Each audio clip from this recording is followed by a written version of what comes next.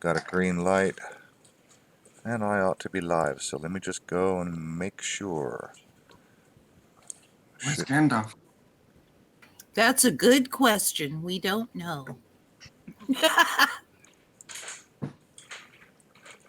Maybe sometimes wizards are late.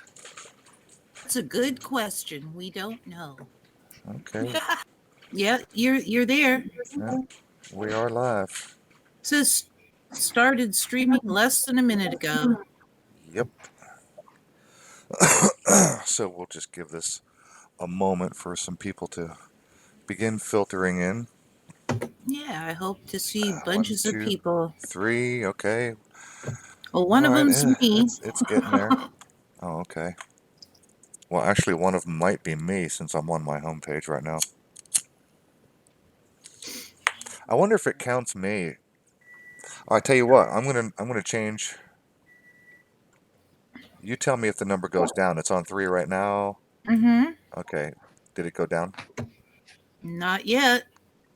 Keep an eye on it. See if it does. Just out of curiosity. Just curious. I don't know if it actually counts me or not. Did it go down? Nope, still says 3. Okay. Well, there it is. Let me just pop out the chat, and we'll get all up and going here in a minute.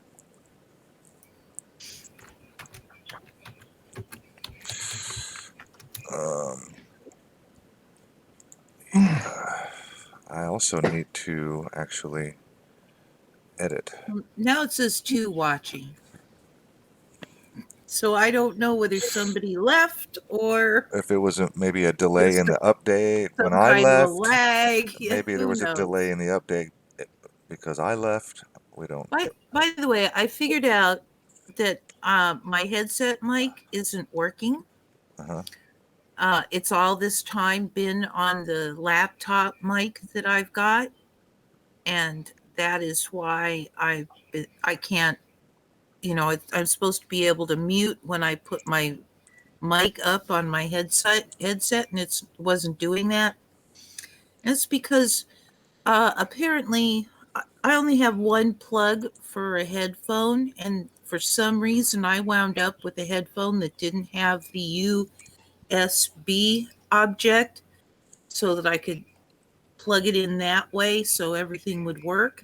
So the only thing that's working is my earphones, but my mic is not working. So if I'm too loud, I'll sit back in my chair. Okay. Hey, All right. Richard Madden is in the house. Hello, Richard. Hey, Richard.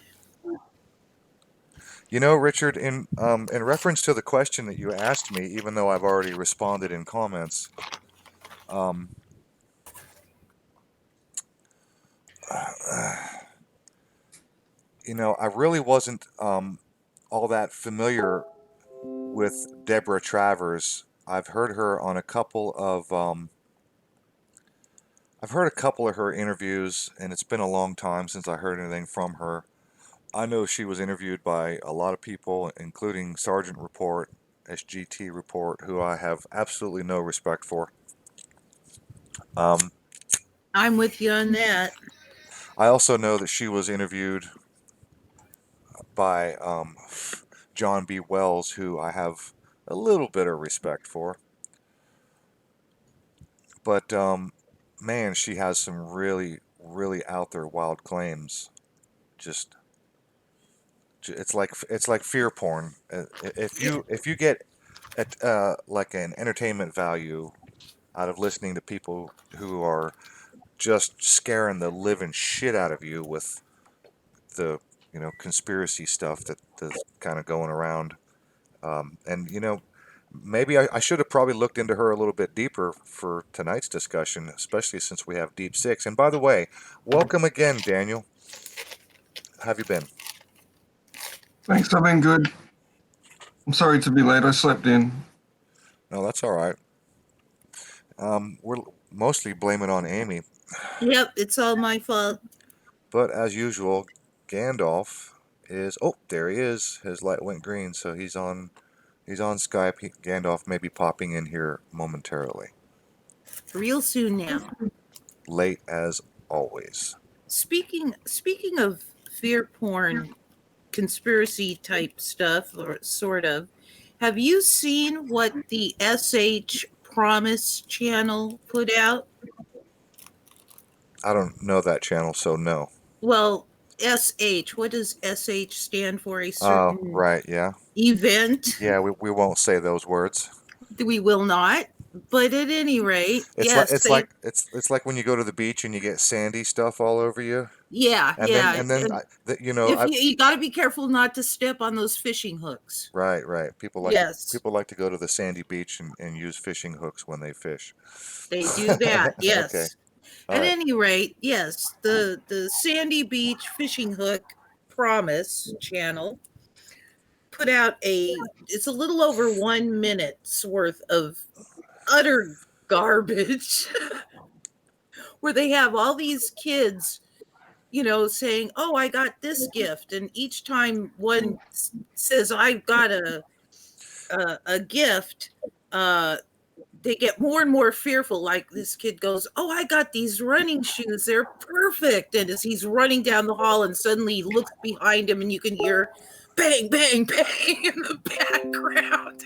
And it gets worse from there. Oh, that's the group that the Sandy Hook shooter. Don't say those words. Why? Oh, Because now I can. Now I get it. Sorry. Oh, we might be edited. voice If you know. voice to text algorithms. That's why. Yes. I was sitting here wondering what the hell you were talking about. Well, It just occurred to me. you're just slow. That's all, dear. No, No, I can see why. it sucks that we have to self-censor that way, but yeah, Yes. we sometimes speak in code. Like if you want to talk about a particular group of people, we call them Smurfs, and if you don't know what that is, I can tell you, it rhymes. We use Smurfs because they're bluish. Yes. Yep. At any rate, so yeah, the interesting thing is, surprise, surprise, they have their thumbs turned off and their comments turned off. Oh, but I recommend going over to Photo Via Pop's channel because she put it up. She just copied it, and I think she entitled it "Be Afraid, Be Very Afraid. Are you terrified yet?" Something on that order. And I gave her a thumbs up on it, even though the content was pretty absurd. But the fact that she brought it over and now we can discuss how absurd it is gets her a thumbs up from me. So, hey Pam Hi, hi Pam. and James, glad to see you guys. So you guys know what today is, right? It is 9/20. Yeah, 20th. September. It's not 21st of the 9th. There's You're just in the wrong part of the world. well, I don't believe Daniel anyway because Australia isn't supposed to exist. That's right. He doesn't exist. When we fell off the bottom of the earth 225 years ago. Yeah, I don't know how you guys can function with all the blood rushing to your head since you all are upside down. Yeah, really. Once we started building, it just made the country too heavy and it fell off. Yep. So we're floating in space.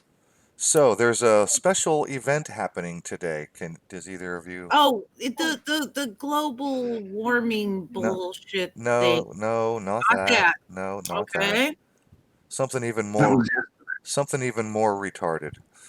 Oh, good heavens! I don't know how much more retarded one can get, but I'll give you a hint.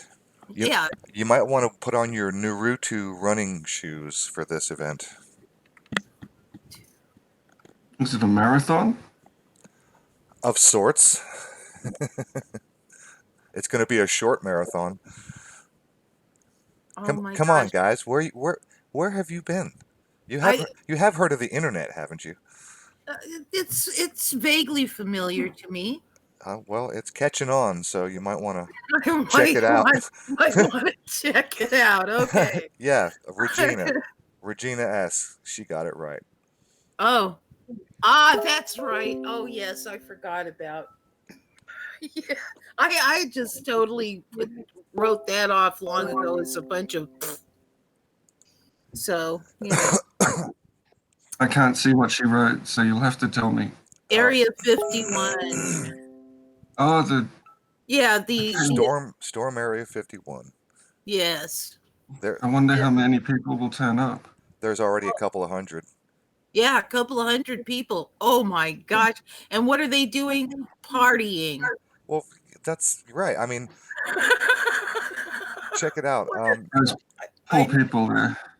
I I knew it was going to be a farce. I had, God dang these notifications. Um, I had it open. Where did it go? Let me see. I had Oh, it. hey, influence. And my I know I know I can't pronounce your name. I think that was the problem I had the other night. But hi, and Regina too. So I was watching the news last night, which is about 18 hours ago now, and I was watching hordes of children shutting down Sydney, Brisbane, and the local towns around me, demanding their enslavement. It was absolutely horrifying. Oh wow.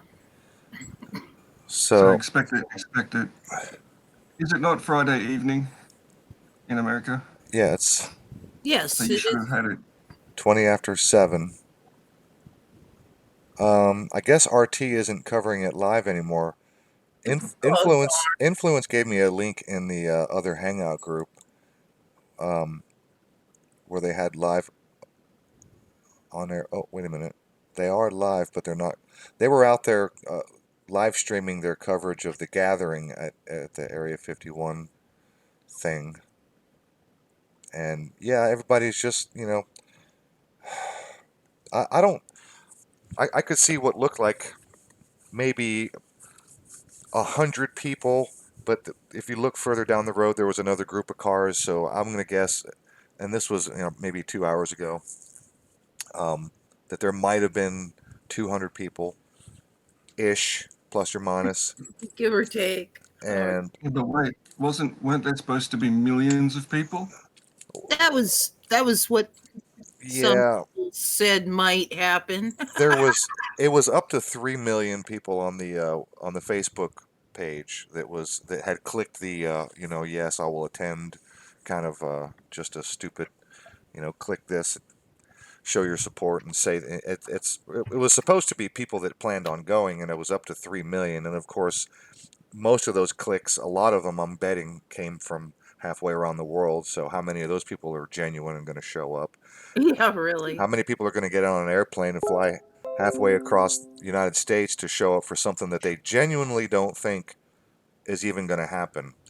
And I said to Influence in the Hangouts when she dropped that RT link, I said, um, something like, based on what I see, I said, I'm guessing that probably more than half of the people that are there already are not there to actually take part in whatever the plan was, but they're there to just sort of watch to see what's going to happen. And I don't think anybody who is even there, even if they actually had any real intention of that it was actually going to be a real thing, I don't think they even, planned on following through. Well, which hippie's going to be the first hippie to face the machine guns? Right. Yeah, really. Which is going to be the sacrificial lamb? Yes, they'll shoot one of them, and everyone else will run away. Yeah. And everyone there knows that. So who's going to be the first one? Yeah, I just think the whole idea was a dumb idea to begin with, like from the onset. I mean, it's not as if they have live or dead aliens just in an unlocked building above ground. And even if they did have aliens, which I don't think that they do, okay, At least not anymore. I don't think that they do. They're sure as hell not going to be in some unguarded, unlocked building above ground that you guys could just run in there and kick the door in, and it was just a completely dumb idea. Everything about it Well, is a dumb idea. I mean, the guy who started it is saying now, I don't know how true it was when he first initiated the idea, but he said it was a joke. And yeah, it was a joke, whether he meant it as one initially or not. Oh, geez. So A lot of people think there are aliens there. Well, I think that there were alien craft based on what I've encountered in my life, but I don't think they're there now. I think somebody said something about S4, I yeah, think, that is yeah where that things that's trooped off to. that's Bob Lazar. Bob Lazar has been completely and utterly destroyed and debunked. Everything that guy has to say is almost every single thing out of that guy's mouth has been debunked. I haven't seen it, but maybe I've just missed it. Well, if you're If in, you watch long enough, if you just listen to him long enough, he debunks himself. uh-huh. Stanton So does Corey. Friedman, Stanton Friedman completely destroyed Bob Lazar, like utterly. He fact checked all of the uh, schools that he Yeah, supposedly went to, and the professors that supposedly went to did those he did he schools. did he debunk the I think it Element was 115. no, did he do they went one guy went to talk to I'm trying to remember which lab it was he said he worked at where they were saying nope, never have had any sign of him, and he was taken to an office, and the guy he was going to talk to, they said wait here, he'll be in a moment, and he found an internal phone book, and there was Bob Lazar's name in the phone book. So now somebody's not telling the truth, and I ponder who it is. I'm gonna have to. I think what I'm gonna do is I'm gonna shut. I am going to.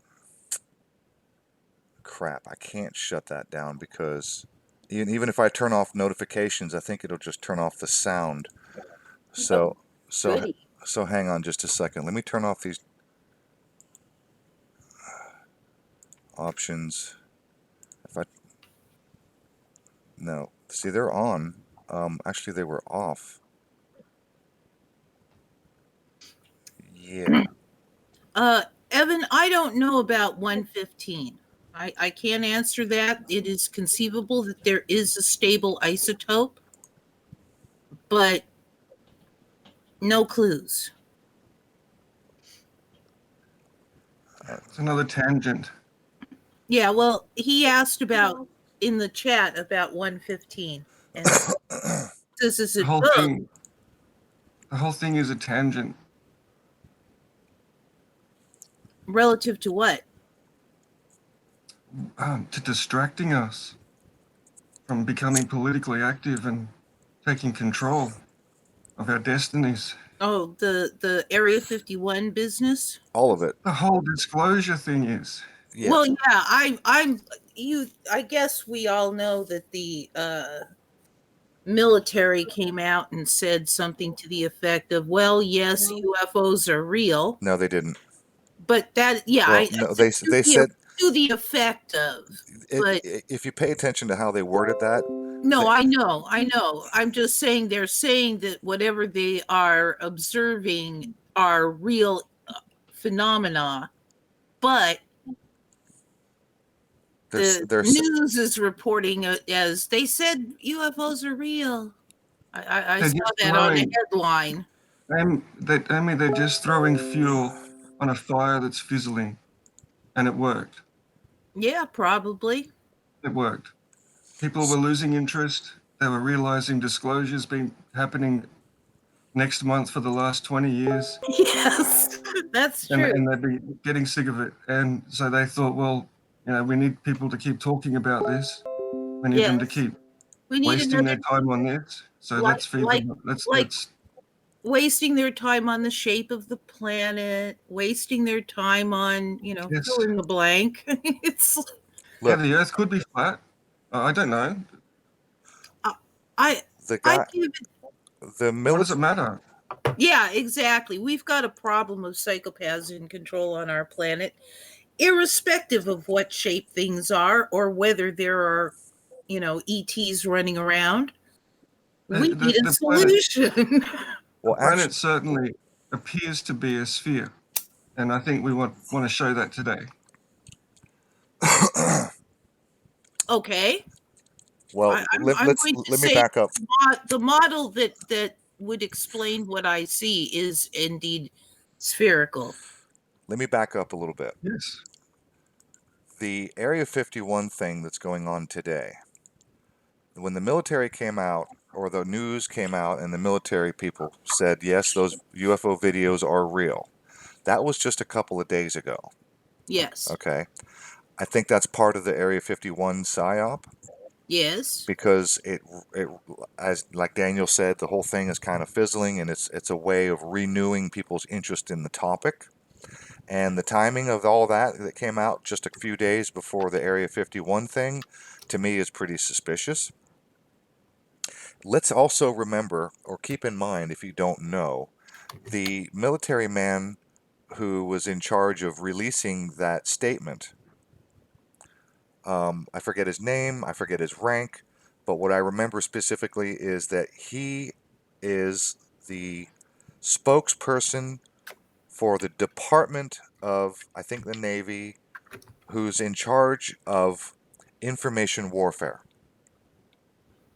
Mm-hmm. Keep that in mind. So when the Navy comes out and says, yes, those UFO videos are real, that's coming from a department that is primarily set up to do information warfare.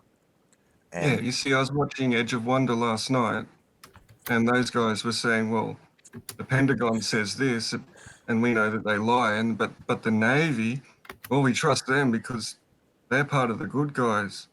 And I'm like, I'm hitting my head thinking, are you guys for real? Because I'm breaking my head whether or not these guys are astroturf. They just seem to be too well produced. But no, I think they are, because to say that is like the Pentagon not being in control of the Navy is like it is an absurdity. Yes. I agree with that.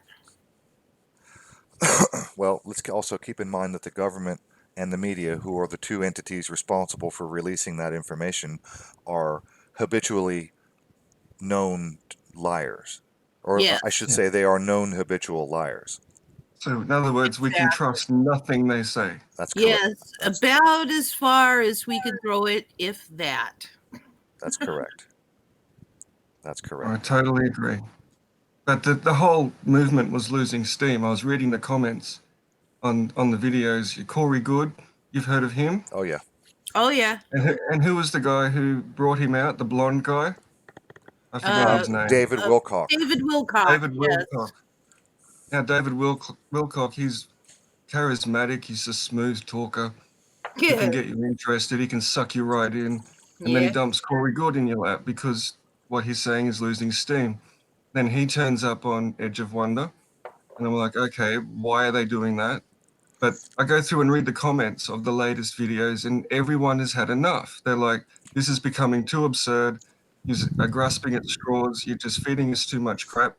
So the government comes to the rescue and gives these astroturf, gives Yep. them a little bit more to Uh-huh. nibble on, and Uh-huh. it just keeps the whole ball rolling, and everyone sort of pays attention again Uh-huh.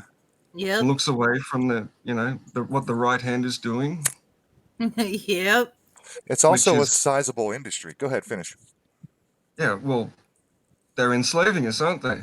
Oh well, They've got yes, they are. they got literally every child in this country was on the street yesterday demanding that industry be shut down and that they be enslaved. Yep. They're terrifying the children, and when these kids grow up, only a small percentage of them are going to wake up to that fact.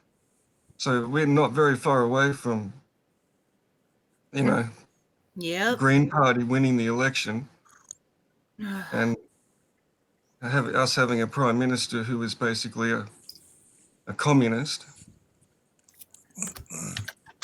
So to address your point a moment ago, before I backed up to talk about the information war department, you made a comment, and somebody in the side chat also made a comment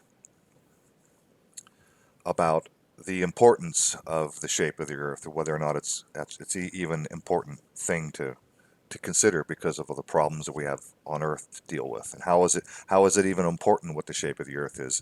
Well, to be quite honest with you, it's actually very, very, very damn important, because if it does turn out to be flat, which it's not, I will stake my life on it that it's not. Me too. But hypothetically, just for conversation, if it were flat, what does that actually mean for humanity? In most cases, it's going to mean God. Under almost every circumstance you can think of, it means God is real, God made this place for us, and Yep. we're an isolated island. The entire universe revolves around us, or there's a dome, a crystal dome like it says in the Bible, and it's all projection and holograms to make the stars move, which is dumb all by itself, because I would like to know, if we have a dome, how the hell do meteors get here? That's a pretty pathetic God. Well, yeah, it is. I No, mean, I don't need that. I don't need the Earth to be flat to believe that God made the universe, or a creator made no, the universe. I no, mean, everything exactly, is so magnificent. It's exactly. just a Exactly. grander view of God, and that's the way the church looked at it when they were told that the Earth wasn't flat. It gave them a grander view of the universe. The same thing happened with Newton. It gave them a grander view of reality. And then even when Darwin came out with evolution, most of the church said, well, this is just God's work anyway. So it was only the fundamentalists that really took exception to it. Yes, the literalists and Uh-huh. all of that. Yeah. And they're in the minority. Gan Yeah. Gandalf, what's up, bro?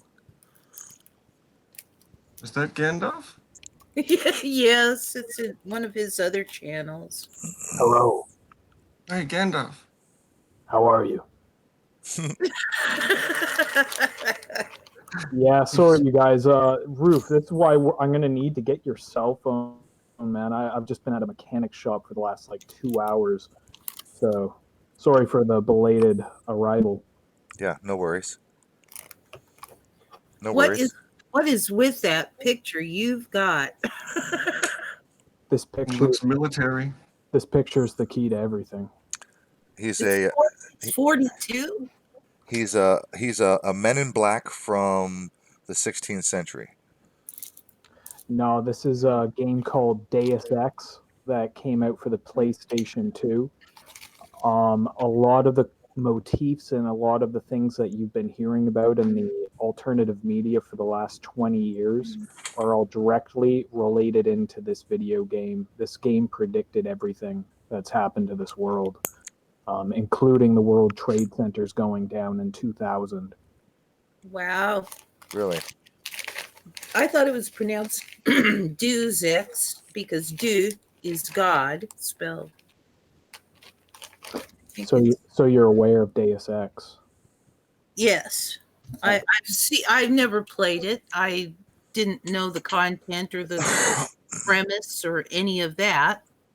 But yeah, I did some graphic design work for a gamer online gamer thing, and every time a new game would come out, they'd want to do a review or something, so they needed somebody willing to volunteer their time, and they'd say, do some graphic for this, do some graphic for that, and that was one of the games that I did a graphic for, and that's about all I know about it. Wow, I don't think that's a coincidence, Amy. Amaratsu, that's no coincidence. This is part of the webs of time tying into each other right here. Okay, if you say so. Oh, I So know. does Fox produce the game? I'm not sure if Fox produces it. What's really strange about the game is, the first level, you got to remember this came out in 2000. So the first level of the game, you're in New York City. So you're on that island where the Statue of Liberty is. And you look out to the scenery of New York City, and you'll notice a lot of the buildings that you're familiar with are there.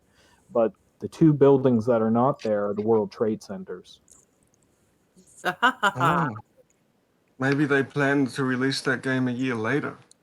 Well, the game takes place 20 years or 30 years in the future, and it takes place in a world where robotics are Ah, taking over, where large corporations are manipulating the politicians. Everyone's subservient to these large super corporations who actually control things behind the scenes. And they knew the towers wouldn't be there. They somehow knew that the World Trade Centers wouldn't be there in the future.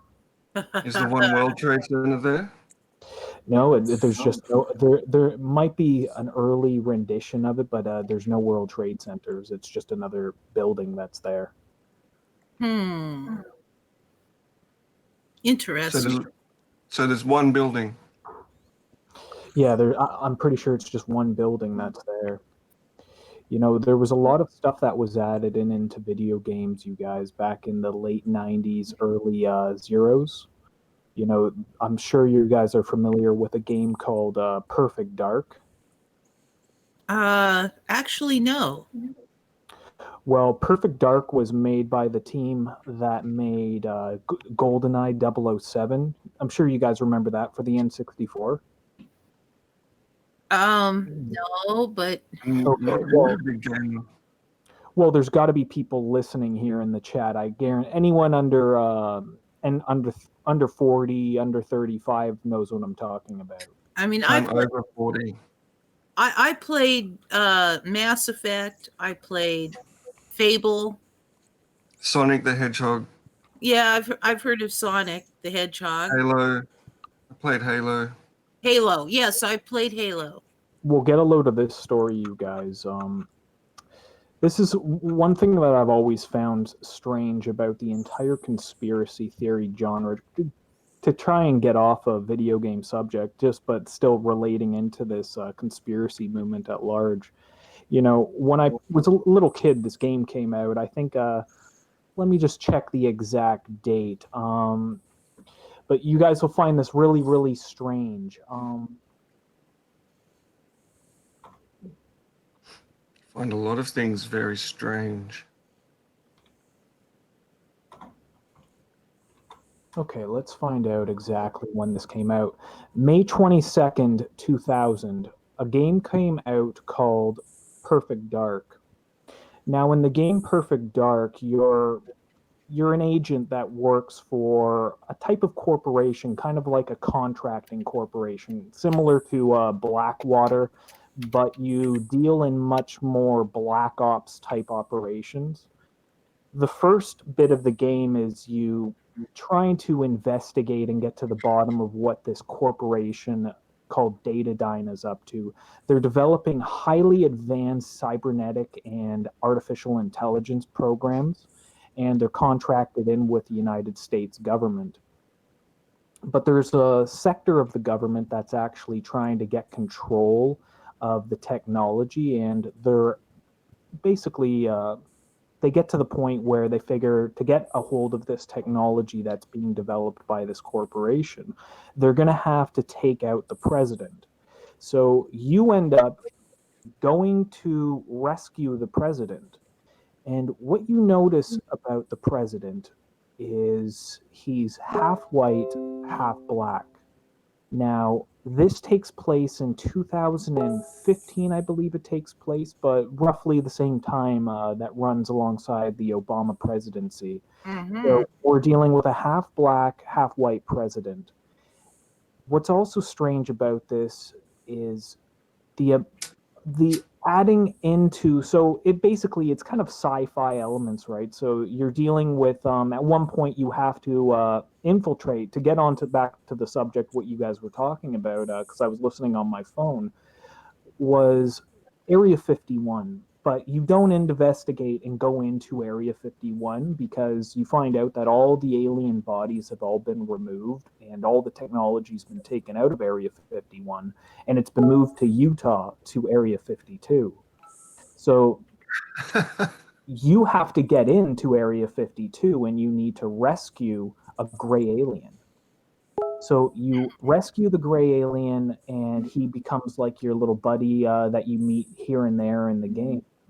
But the entire time, these different people that are you think are government insiders trying to overthrow the government, it turns out that they're actually reptilians with hologram cloaks that can shapeshift into the appearance of a human being.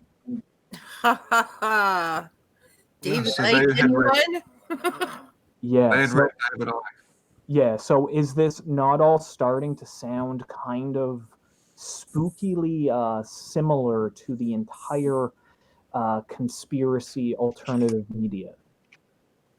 Well, Very much. Shifting reptilians, corporations that secretly run the government, and they have top secret artificial intelligence programs.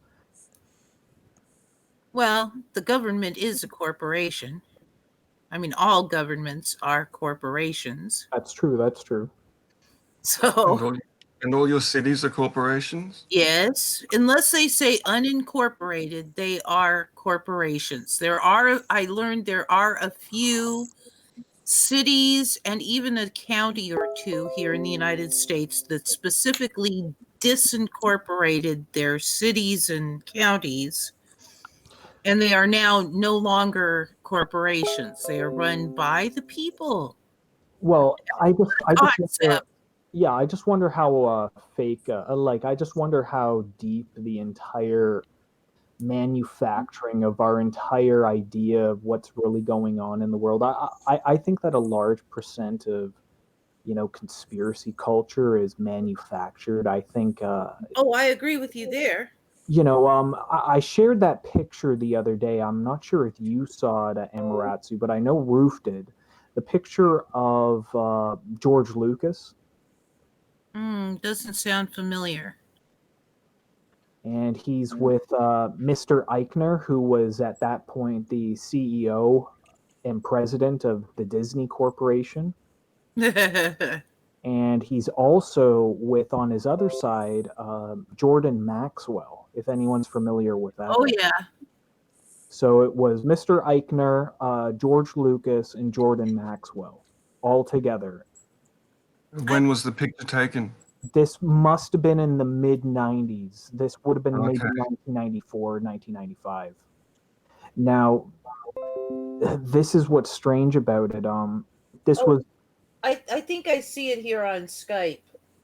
Yes, I see Jordan Maxwell, and then okay, I seen it. Forward that to me, can you please, Amy? I'm not sure how I can do that, but I'll see if I can figure it out. I'll download it and upload it. Thank you.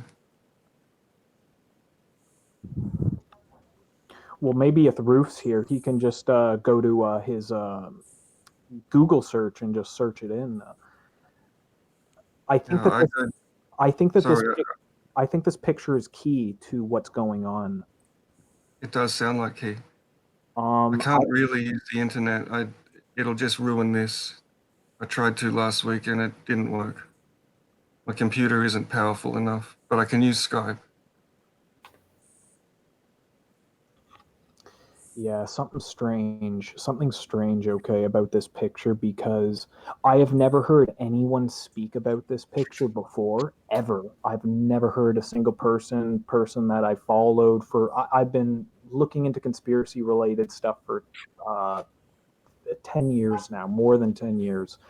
And the way I found this picture was, you guys are gonna think this was super fucking nerdy, but it was a video called "The Phantom Menace 20 Years Later," and it was basically a guy going over Star Wars: The Phantom Menace and saying, "Is it really as bad as we all remember it, considering how shit these new Disney Star Wars movies are?"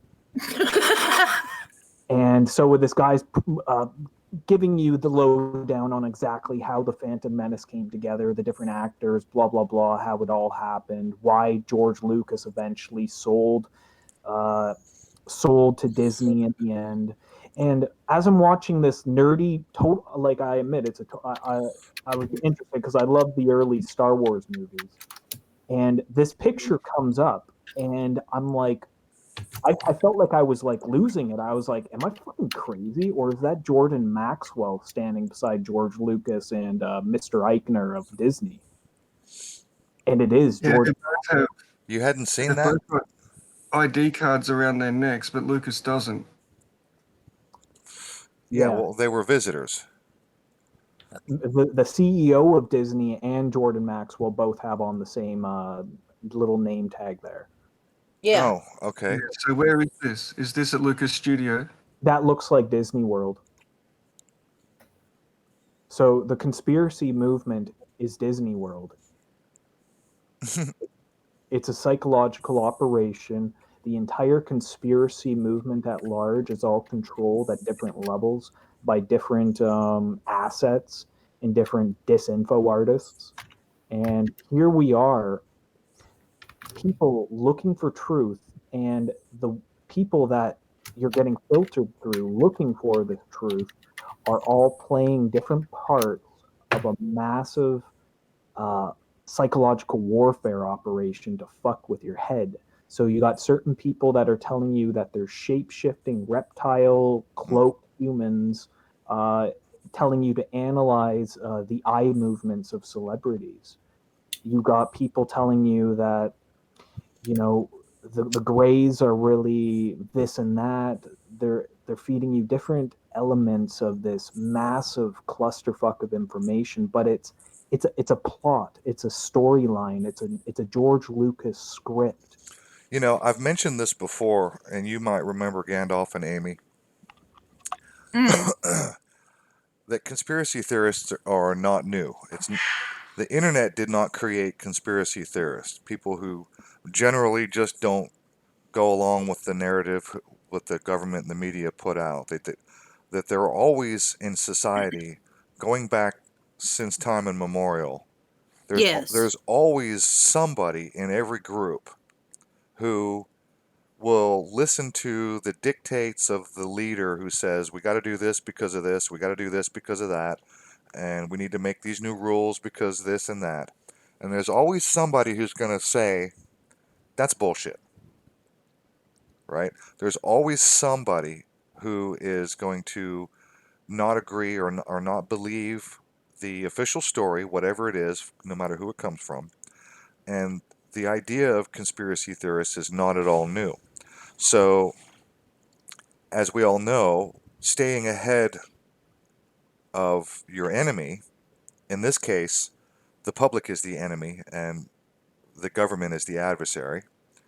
So, knowing full well that the internet was coming, since they're the ones who gave it to us, let's not forget, Yes. Yes. knowing full well what it was going to do to society, the free flow of information, Mm-hmm. they were out in front of this conspiracy movement.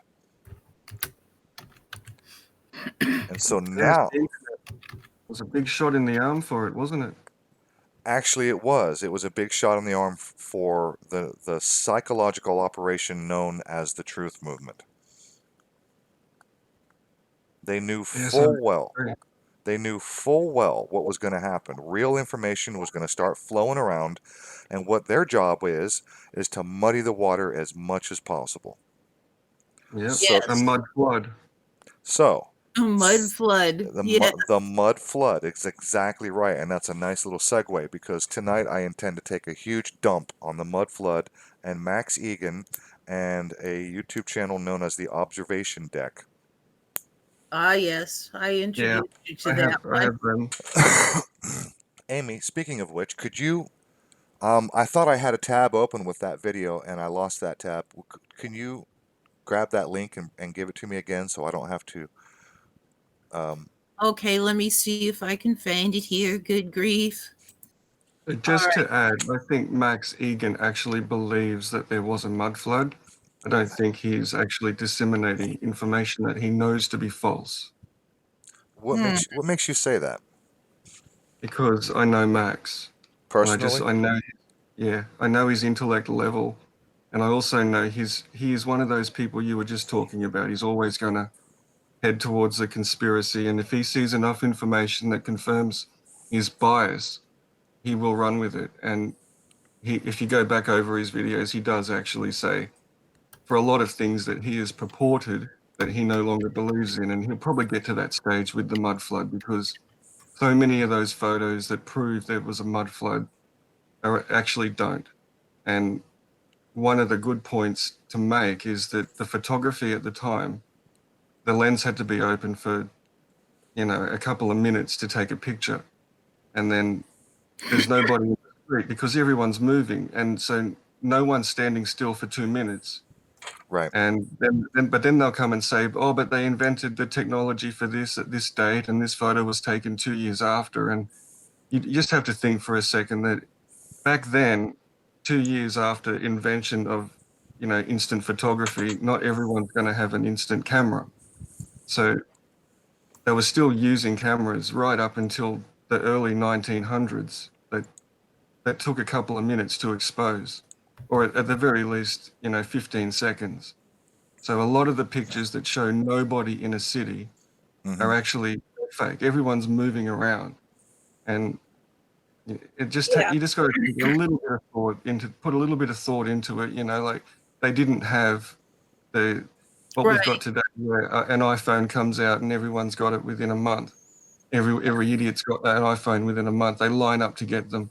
This was Yeah. not the case back in the 1800s. It would I, take decades. I just really quick, Ruth, I dropped the link in the chat. In the live chat or the Hangout Side, chat? the live chat, Oh, so that if other people okay, want to take a look as well, they can do so. okay. Another thing too with Max is that he travels all over the world to give talks, and the people who host the talks pay for his travel. So he has to come up with new stuff. All right, so he's actually actively looking for new conspiracies that he can dive into and talk about, get people interested in, and go to his talks. If he Yeah, doesn't do that, he loses Patreon. He doesn't work. He doesn't claim benefits, as far as I know. I don't believe he does. And then, so he needs to keep this income stream rolling, right. and he likes to travel. And in order to do that, he needs to see what people are interested in, and he needs to dive into it. And I don't believe he's doing that on purpose. Maybe a little bit of him knows what he's doing is irresponsible, but he doesn't care. And his core message has always been the same, and it's that all our governments are basically working together to enslave us all, and that's the truth. Yeah, that's definitely the truth.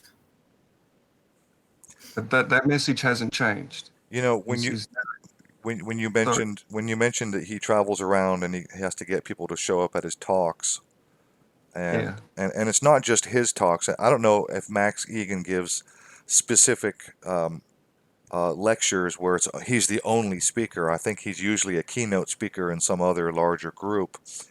Yes. And so a minute ago when we were talking about the alien conspiracy, I mentioned that's actually big business because when you have these conventions, these disclosure conventions, where many hundreds, in some cases thousands of people will show up to a huge convention center Yep. to listen to people like Stephen Greer and David Icke speak, and David Wilcock, Corey Good, to listen to these keynote speakers get up on stage and tell their stories.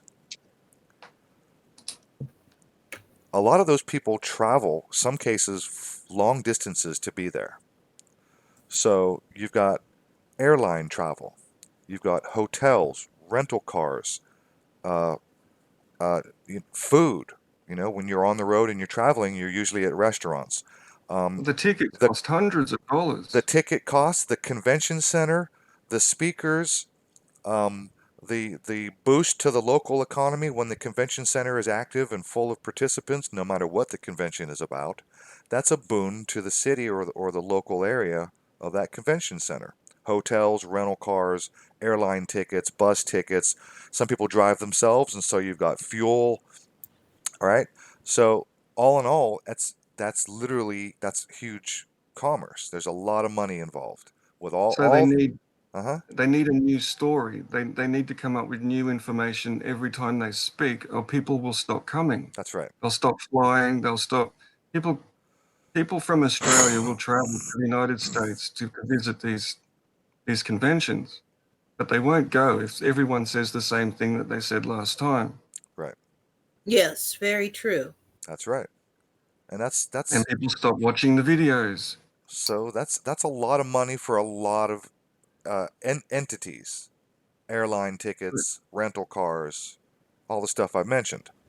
That's All, So we have an industry. all the more reason to it's a get rid of money. it's a pretty huge industry. So yeah, they got to keep that thing alive. Yeah. Not just for the distraction, not just for the speakers. Although all the speakers have an interest, the convention centers, they don't care who books as long as somebody fills the seats. As long as somebody pays, they're happy. So Yeah, but there's then we tons of get commerce. David Icke. While I was in Europe, he was coming to Australia to do talks, and he had sold out auditoriums all across the country. Every major city had sold out, and he was going to come and do a big talk. And at the last minute, he was waiting in. He was flying from Heathrow to Los Angeles, and then he was flying down to Australia. And he got a call to say that his visa had been cancelled because I heard about he's that. such an anti-Semite. So the money wasn't enough to allow him into the country to spread his ideas, which is one of the reasons why I kind of like David Icke. I don't like a lot of what he says, and sometimes he annoys me with, but I think he's sort of in the same class as Max. I think he's created an industry and he's basically created an entire career out of, telling everyone what's going on. And he needs to come up with new and more relevant information all the time. And in the search for that and the development of it, they do have that. Everyone has a confirmation bias. Everyone does, and he will speak to things that he knows nothing about, as does Max. And it's not because they're bad people. I don't believe. I can't really speak to Ike, but I know Max. He does this, and he truly does believe in almost everything he says, but he doesn't really nut it out. He just runs with it, and he'll refer you to other people's videos, sort of similar to the observation deck, I suppose. And he'll say you need to check out this, and then he'll say that the Flat Earth British has come up with great information, but that guy is talking out his asshole. Flat Earth And British is a freaking nutter. I he is. haven't run across this one. I guess I'm lucky.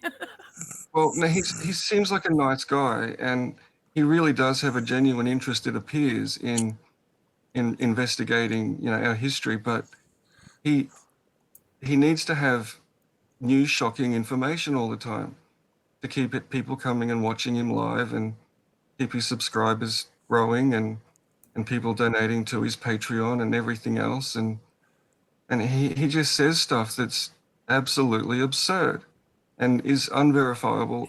And these people don't know the mainstream version of history. They just say the mainstream version of history is a lie, and this is true, but they don't actually compare in any way. And you can see that they haven't studied history as it's been presented to us. And that's something I've done. I've looked very closely at history. I know what what's basically been taught. A lot of it's been left out. A lot of important information has been pushed aside. But the timeline is not. We're not out. We're not out by 1,000 years. The development of Latin has taken over the last 1,400 years is consistent with the changes in Latin and the addition to the words. And that's just one point, but all of that history that they say is missing, that 1,000 years that has been added to our history, is not true. And they'll bring out books in German that say such and such was born in 700 and something, and then they'll go to Wikipedia and it will say was born in 1700 and something.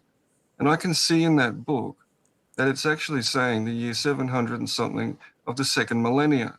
But they can't read German. They don't even attempt to translate the words around what they're reading. They're just showing you the 700 and something as the birth date out of this old book that was written in the 18th or early 19th century, that is written that way. And but anyone who understands German in any way can then look at that closely and see they're saying the year 750 of the second millennium, and that was that was like a it was just a trend. It was just the way they did it then. I don't know this. It became a trendy way of writing dates in High German for a short period of time, and that for them is confirmation that 1,000 years has been added to our history. You know, So I was gonna comment on the pictures, and we'll get to that because I'm gonna go through this video.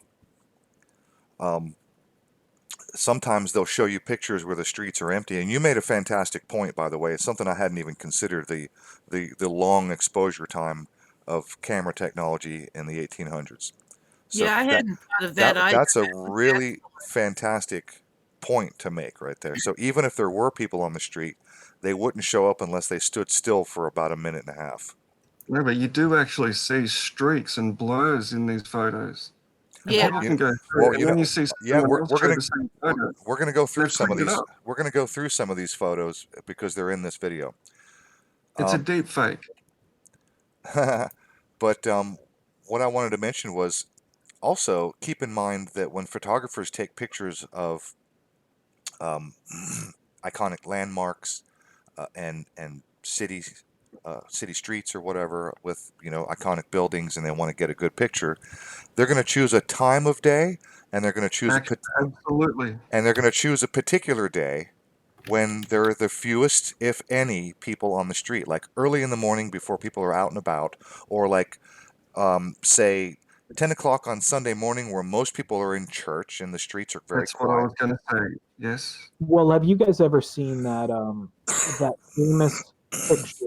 It's like one of the most famous pictures from the U.S. Civil War, where you got Robert E. Lee, and he's standing there with his Civil War officer's dress uniform on, and he's just standing there with his hat in his hand. If you notice, but right behind his leg, there's actually a pedestal, and that's actually to hold him still in place. Yeah, and they had by that time, they actually had short exposure photography, but that photographer didn't have that camera. He was 30 years out of date. They could have taken that picture in 15 seconds, but those cameras, that didn't become that people didn't have them until the early 20th century. And it was the box brownie was the first one, and you could take a picture and you could do it in a couple of seconds. But that technology had been around for 100 years before people actually were able to afford to buy a little compact camera that could take a picture in that time. Everyone else who was doing photography were doing the long exposure right up until that point. Yeah, I think So that the even, first pictures date back to what, like the 1830s? well, they're convinced that there was a reset in about 1850. And then what proves it to them is all of the orphans that were shipped around the world.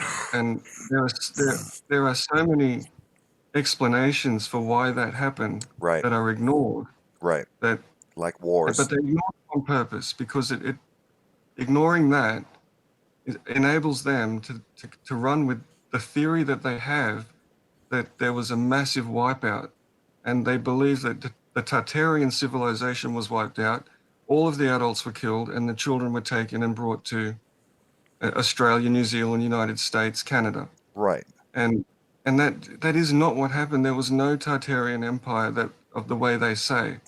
There was And a Tartarian people, but they were not this amazing civilization. They were slave traders. Well, weren't And the Tatars just a nomadic people on the Russian steppe after the fall of the? I think they were like a tribe related to the Golden Horde or the yes, Mongols or something. yes, they were, and they were in the way of Russia getting to them. Then the Ottomans were in the way of Russia getting to the Black Sea, because Peter the Great, he wanted a fleet, and Archangel was frozen for most of the year, so he either wanted to get a port in the Baltic, but really he wanted to get to the Black Sea because then he could get into the Mediterranean. Yeah, And and Catherine the Great eventually secured a Black Sea port for the Russian Empire. yeah, she did. Yeah, but the Tatars were in the way. all right. These I want to Tartarians. I want to come back to the mud flood in a moment. All right. I'm going to have to pull the reins in a second. Let's do this first. Let's just spend a couple of minutes and take a dump on the Mandela effect, and then we'll come back and we'll address, because I want to go through this video, and the first 10 or 15 minutes of this video that I'm showing on my screen right now is about the Mandela effect. Okay, so I don't know. You'll have to play sound, like unmute your microphone so I can hear it, because I'm not able to watch the video, no, your live stream. the sound is irrelevant. You can at least see my screen, right? Yeah. Okay. And hopefully you're at least familiar with the Mandela effect.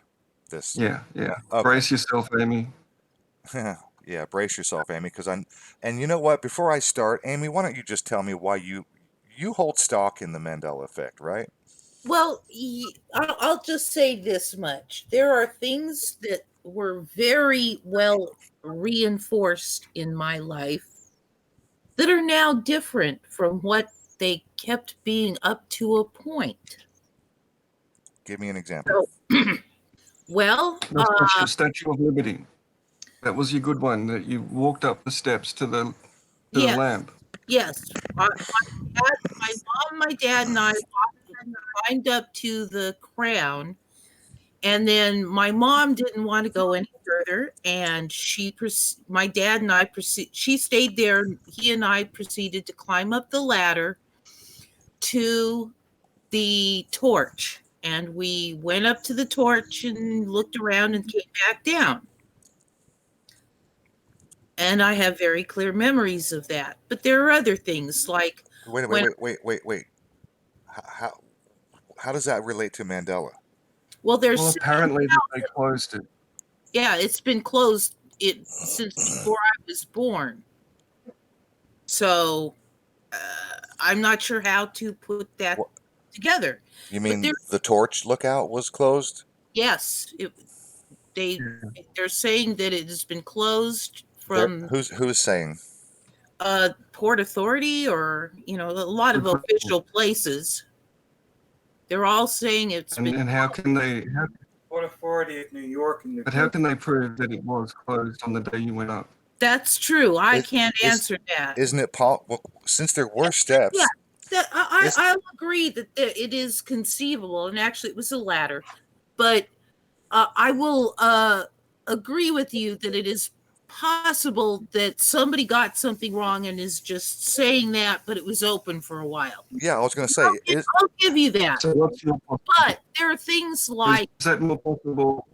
I remember very clearly being about 5 years old, sitting with a box of cereal in front of me and sounding out the name of the cereal. And I went, Fruit. And I knew it was Fruit Loops. And I looked up at my mom and said, why is fruit spelled F-R-U-I-T? And she said, I don't know why it's spelt that way. There are a lot of words in English that are spelt weird. But that's how you spell fruit, and you'd better learn it. It's a French word. Huh? That's why it's a French word. Well, the point is, The answer is the French word. well, yeah, whatever the answer is, the point is that now, apparently, it's always been FROOT. And the reason that memory stood out in my head was that from that point on, every time I encountered an English word that had a weird spelling, I would remember Okay. my mom telling me that's how you spell fruit. Okay. I'm not denying your testimony here. But let's not forget the possibility in this particular instance, Mm-hmm.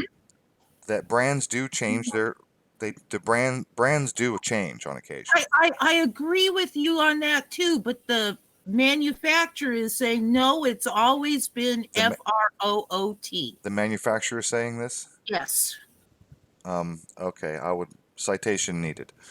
Well, I'll see if I can round that up. I would be delighted if you could, especially if you're able to do it while we're on this stream. That would be fantastic. Um, Okay. no The pressure. competitive brand may have also done the same. No pressure. No pressure. But there were several other examples that I had, but Okay. we'll leave it at that for So now. let's assume for a moment that your memory is spot on and that it was FRUIT for Fruit Loops. Mm-hmm. And here in this video, I think there's an image of that Ford, and then here it is, Fruit Loops. Okay. So it's quite possible. I will grant that it is absolutely quite possible that your memory is spot on. It's also possible that the brand changed. Okay, that's also, Just the packaging. yeah, exactly. It's also quite possible that literally just the packaging or of the brand changed. That is very possible. But here's the killer, Amy.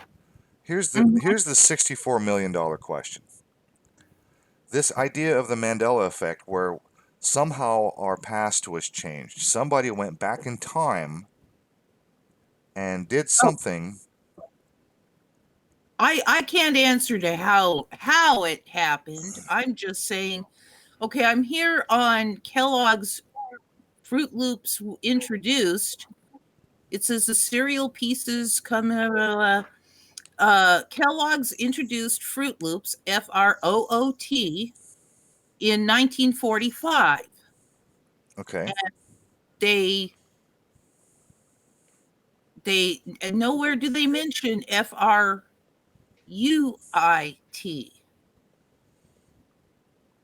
loops on this whole site. Okay. They didn't say it was introduced as Fruit Loops with fruit spelt the way you spell fruit. Nothing.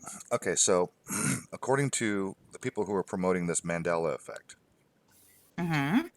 they're suggesting, if I'm not mistaken, correct me if I'm wrong, that somehow our past was changed, right? So in order for that to happen, somebody had to travel through time, go back in time, and do something that created the paradox, right? And then they rippled through time, and all these odd changes happened, right? Well, I agree that that's one theory that's floating out there. I don't know if that's correct. I don't know why, but I can say for sure that that memory was very well reinforced because as I grew up, there were a lot of weird spelled English words that I ran into. Well, So does anybody, Gandalf, Daniel, do you guys have any idea? Let me check the side chat. Is there any other, what's the other explanation? Is there any other explanation? Dimension. Another dimension bleeding through into ours. Yeah, that would be my exact position. Another dimension bleeding into ours. Yeah, well, there's infinite parallel realities. or so they say. No, Yeah. well, there are infinite realities How do you know? because I know. I won't. That's I not an won't answer. exactly get into how I know, but I do know. Okay. CERN, Cult Bear says CERN is changing the timeline. Somebody, Lanny said CERN. Well, it's possible it could be CERN related. You got to keep in mind that the entire purpose of the Hydrogen Collider is to veer and peer into parallel realities. That's the official reason for that entire thing existing, is to hopefully be able to gain some type of knowledge by accelerating these particles at near the speed of light, bashing them into each other, and creating gateways to alternate realities. So, we could be dealing with certain people having memories of parallel universes. If there's infinite realities, I'm sure that there's hundreds of billions of realities where, the Fruit Loops is FROOT or whatever it is, you know what I mean? And other people are just remembering existence from from another dimension where it's just Fruit Loops. Okay, here's the $64 million question. Are you ready? Mm. So, despite the ideas and theories as to how the change occurred, ignoring the fact that, and I trust you, Amy, I'm not disqualifying your testimony and your memory, but That's all right. but ignoring for a moment that human memory is pretty faulty. The $64 million question for me is this: whether it's parallel universes bleeding into ours, or a time traveler in a paradox, or CERN fucking with the timeline, or whatever theories are out there, the Mandela effect boils down to this. It boils down to, Luke, I am your father. Quote, no, I am your father. The other one is Oscar Mayer. The other one is, if you build it, he will come. If you build it, they will come. The other one is the Ford symbol. It's got a little squiggly, or it doesn't have a squiggly. The other one is Fruit Loops. The other one is Berenstein Bears. The other one is Kit Kat and Staples and Looney Tunes. And the location of New Zealand. That's when I first became aware that there was something weird. It freaked me. I can't tell you how freaked out I was when what I very, I was pretty damn good in geography and was, being sort of a tested genius in, spatial perception and all that.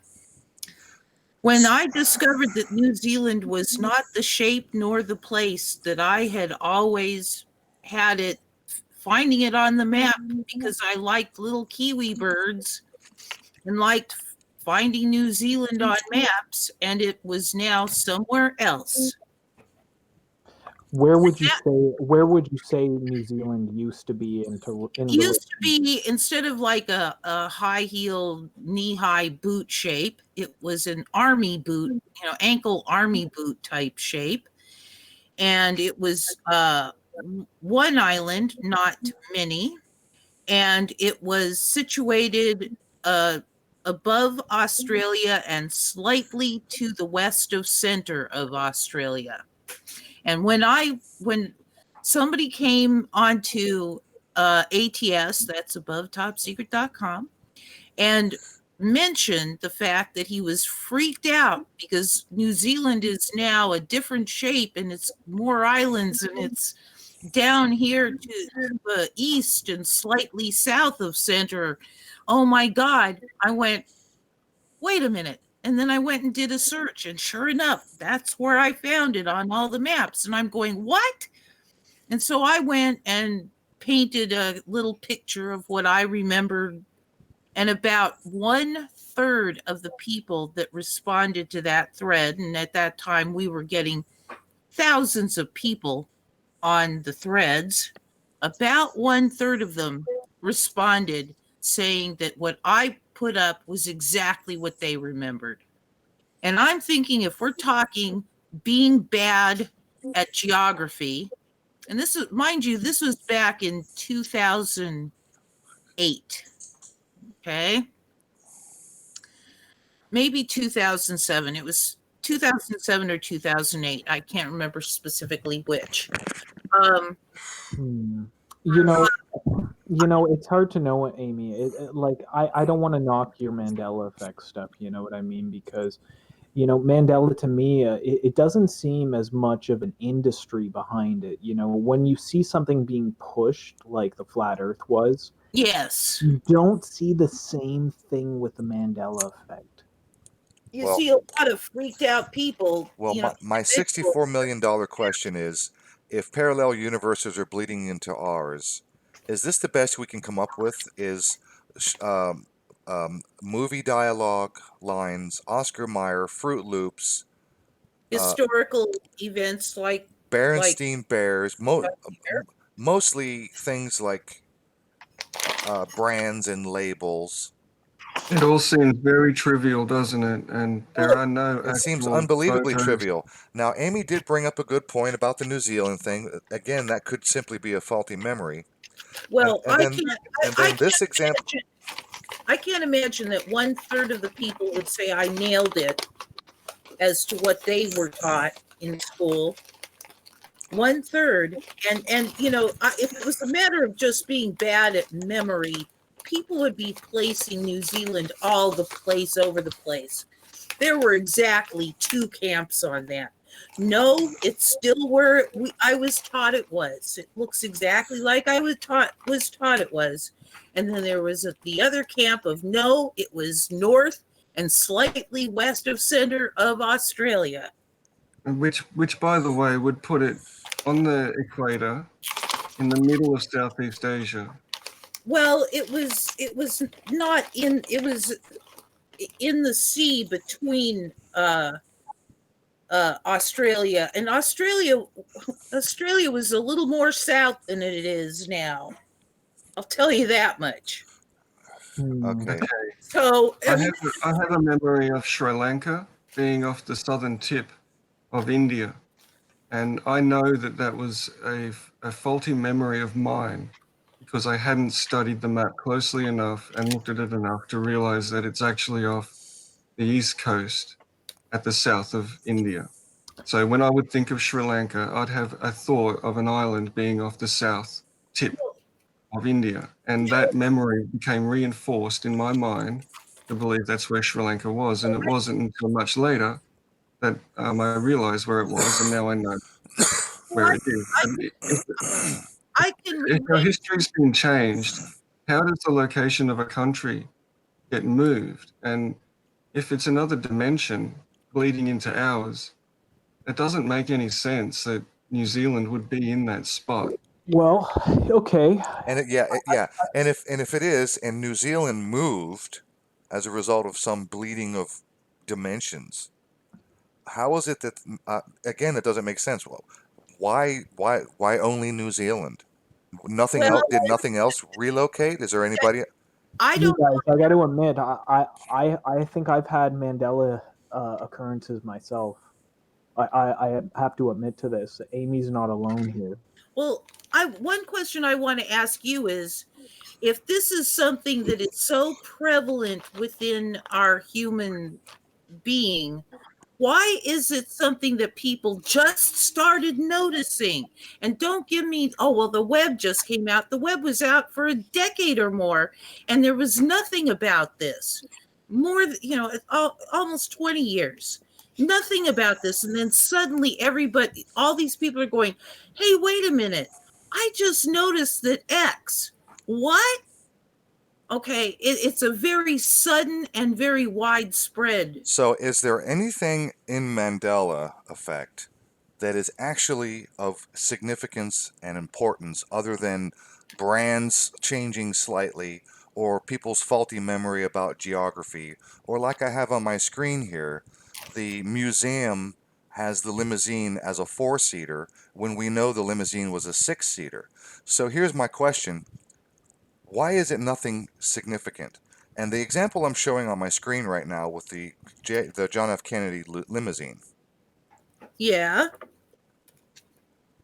I remember a 4-seater. Well, then you've got a terrible memory because there were 6 people in the car. And there's a photo right below Well, I understand that's what it is now. because look, if it was changed, how is it like if you look at the top image, this is the museum. They've got a 4-seater. Yes, I that's what I remember. I have absolutely no idea why the museum would do that. When clearly there's an actual photograph, and we still have the Zapruder films that are available. Anybody can go and see that it's a 6-seater. Everybody knows it was a damn 6-seater, except for those who have faulty memory. If you ask somebody on the street how many were in the car, they won't be able to tell you because their memories are crap. Well, I would have said 4. And you would have been wrong because there is an actual photograph of all 6 Yeah, people in the car. Karen, if that car, if something happened to change things, but it wasn't something that went all over everywhere and changed every aspect of it, conceivably that could happen. I don't know. Okay. But I'm Answer. just saying, I remember that the senator was in the front seat with the driver. Okay. He got shot. Kennedy got killed, and Jackie All right. was next to him. No. He was. Oh, So at any rate, let me make this point. Let me go to the Fruit Loops, the image of the Fruit Loops. okay. So you see this image here? Okay. One of these is either Photoshop or it's an actual screen grab from an actual label that actually changed. One of those two things happened. And if you examine like the two on the bottom, the blue and the yellow serial for in the middle of for loops, just hear me out. Hear me out. If you look at those two, they're identical except for a slight color change. So it looks like the one on the left that's FRUIT might have been photoshopped, or it's an actual screenshot from an actual carton of cereal that never was actually Mandela'd out of existence. Because if it was Mandela out of existence and everybody remembers FRUIT, but if you go by Fruit Loops now it's OOT, then that means that there shouldn't even be FRUIT, which means that this image on the left must be photoshopped. I think what they did was do some photoshopping to demonstrate so that you can ask yourself which one do you remember. Okay, let's look at a couple of other elements. The Kellogg's label is larger and offset. There's a leaf in the center screen on the left side, and it's not in the place on the right side. So these are two different labels. Look at the toucan's beak on the bottom of the image. Yeah, one is much larger. I realized that they took two different. And if you can see where my mouse is, right at the tip of the toucan's beak on the left image, there's something that says sweetener multi-grain, I guess. Sweetened multi-grain or whatever it says there, and that's not in the right side image. Yeah, they're two different images. Yeah, what's the point there? Well, the point is that we have two options. One, that it's photoshopped, because if it never was RUIT, as on the left, then somebody had to create this image in order to make this meme. Right. Okay, so all right, so we can agree that those are the options. Now, if I go to the JFK car, and it's on the top, this is the museum image. Somebody took this picture at the museum. It's a 4-seater. Yes. And on the bottom, that's an actual picture of the actual car. That's not Photoshop, is my point. Well, yeah, I understand that. So somebody at the museum put a 4-seater, and they did that on purpose for whatever reason. Maybe they didn't have room in the museum for the longer limousine with 6 seats. Maybe they just didn't have the space. I don't know why. But whatever's in the museum is a mock-up, and whatever's on the bottom image is an actual photograph and not Photoshop. So, if the Mandela effect actually had an effect on this, why would the people in the museum put a 4-seater when anybody can go online and see that there are 6 people in this fucking car? Suppose. What? Let us suppose that initially it was in timeline. We'll just I'll just go with their timelines that are converging. Okay? There were 4 people in the car.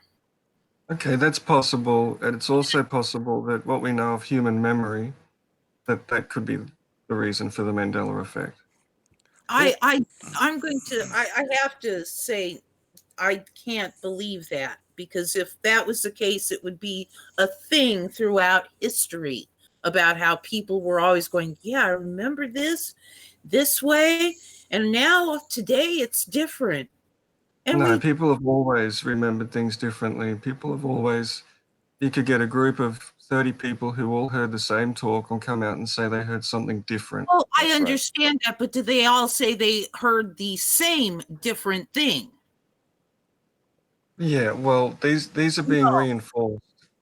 I, These memories are being reinforced by these I, examples of Mandela. I'm going to say though that people will go through and look at these things without knowing which one they're supposed to remember. And when you get lots of people saying, yeah, I remember very specifically X, and they go, nope, it's Y. So this example with the JFK car, the top example in the museum, it appears to be an actual photograph, and probably, I'm going to guess it's not Photoshop, but this is what's a mock-up in a museum. Yeah, in fact, they found a couple of museums. I don't know which museum, but several museums had a 4-seater in them. Okay, fine. So how does I think this particular example of the JFK car is absolute bunk. So Because somebody had to do that deliberately. so whoever is putting these 4-seaters in the museums, they're doing it for a specific reason. And it's not Photoshop. And the example on the To bottom reinforce. is an actual photograph, and you can go and look at the Zapruder film and other films, and there are, without a doubt, 6 people in the car. So if the Mandela effect had an effect on this example, one of these should not exist, and one of these 2 images should be photograph or Photoshop in order to show the example. This doesn't make any damn sense. What? We've all seen the Zapruder film, and it's a 6-seater. Well, let me just again, I will say, what if the effects are not affecting every example relative to something? Let us suppose that there was a 4-seater and this effect came through, whatever it was, and affected the actual event thing, but did not affect residuals such as cars sitting in museums. Is that possible? I doubt it. Well, I'm not. I'm just saying that if we suppose that there is the effect, Come Oh, on, no, come the on, Amy. timeline was changed. Come on, The Amy. car in the museum would be a Mrs. 6-seater. Mrs. I'm all about probabilities. I'm What's the probability, Amy? I don't know, because I don't know what, I don't have enough data, because I don't even know what is causing this. But I'm of the opinion, based on my data and what explains what I see, is that something's up. Well, my probability falls on the side of faulty human memory. It could be a Mandela effect, but it's more And likely. mine doesn't, and I'll tell you why. You said something earlier about not looking at maps close enough. You know, like you didn't really realize where Sri Lanka was because you didn't really look really closely. Well, I'm sorry, I looked really closely at New Zealand. Like I said, I was fascinated with the kiwi bird. Every time I go to a globe or a map that had that area of the globe always did. Every globe when I came in contact with it, I'd find New Zealand because that's where kiwi birds were from. Now, it's not like I didn't really study where it was, because I did. And Okay, well, that's considering that, I'm another. prepared to accept that our history has been changed and you're immune to the effects of those changes. Well, I don't know that I'm immune. I'm seem to be. I'm not saying that what I'm saying is that if it is a matter of, say, timelines converging, we'll have people from one timeline and people from the other timeline, and each will remember their own timeline. And that's why we have people that say, oh, no, it's always been this way. And we have other people going, oh, no, it wasn't. It's that way. And If New Zealand was where you thought it would be full of Asian, Malaysian people, and it well, wouldn't have been discovered or circumnavigated by James Cook. James well, Cook, as we learnt through school, he came across the Southern Ocean and he bumped into New Zealand. He sailed around it twice, and then he came and found Tasmania, and then he sailed up the east coast of Australia. what I That's how learned, New Zealand what I learned came to was the west. that he went across more north Yeah, no, than he did. He than stopped at Hawaii, and but then hit he came. and hit New Zealand first, and then went south to Australia. Look, yeah, his primary mission was to map the transit of Venus across the sun, and he could only do that properly in the north around Hawaii. So he stopped at Hawaii, but his secondary mission was to find the Great Southern Land, which people in Europe at the time believed there was a huge continent down at the south, and he bumped into New Zealand. But New Zealand had been discovered before. It just nobody knew it was two islands. He was the first person to sail around and map both islands, and then he continued east, and he bumped into the east coast of Tasmania, and he didn't circumnavigate Tasmania. He then just sailed straight up the coast until he found the southern tip of the mainland Australia, and then he sailed up the east coast, which hadn't been mapped. So he basically was filling in the gaps on a map that had been around for a few hundred years. That there was an Australia and there was a New Zealand. He just gave us two islands of New Zealand, which is the fact, but it could be easy to miss if you're sailing past. And no one had bothered to sail up the east coast of Australia and bring the map of it back to Europe at that point in time. That's the history that I remember, and I Well, remember that clearly because that was something that was important to me as a student here. The memory I have of Sri Lanka, I had looked at a map and seen where Sri Lanka was. It was later on when I'm thinking, where is Sri Lanka? Oh, right, that's right. It's southern India. So, but my mind placed it off the southern tip. I mean, I had looked at the map. I did see quite clearly where it was, and later on realized that that is what I saw. But my mind put it in a different spot. It did the same thing with Formosa. I thought Thailand was way up closer to Japan, and because I had a great interest in geography, as you did, Amy, and I always wanted to know, and I was always top of the class when it came to identifying and knowing where places on the planet were, because I always wanted to know. I read through our atlas, and I do it all the time. It was just fun for me, and yet your memory I isn't perfect either. no, yeah, people's memories are not perfect. We do create memory after the effect. I agree that that's true. However, my point is that that's true for things that we're casual about. You know, you casually bump into something and you just don't really give it a great deal of thought. And but for things that were important to us, those are not things that just we misremember. No, that's a mystery that you remember New Zealand being basically where it would be is south of the Philippines and right across And like I the said, east of Indonesia. Australia was That's big. Australia was a little more south. So there was more room up there, and there was New Zealand. And You see, and I've always learned that Australia was once connected to New Guinea. When the sea levels were lower, Tasmania and New Guinea were connected to Australia. And I can't remember anything different.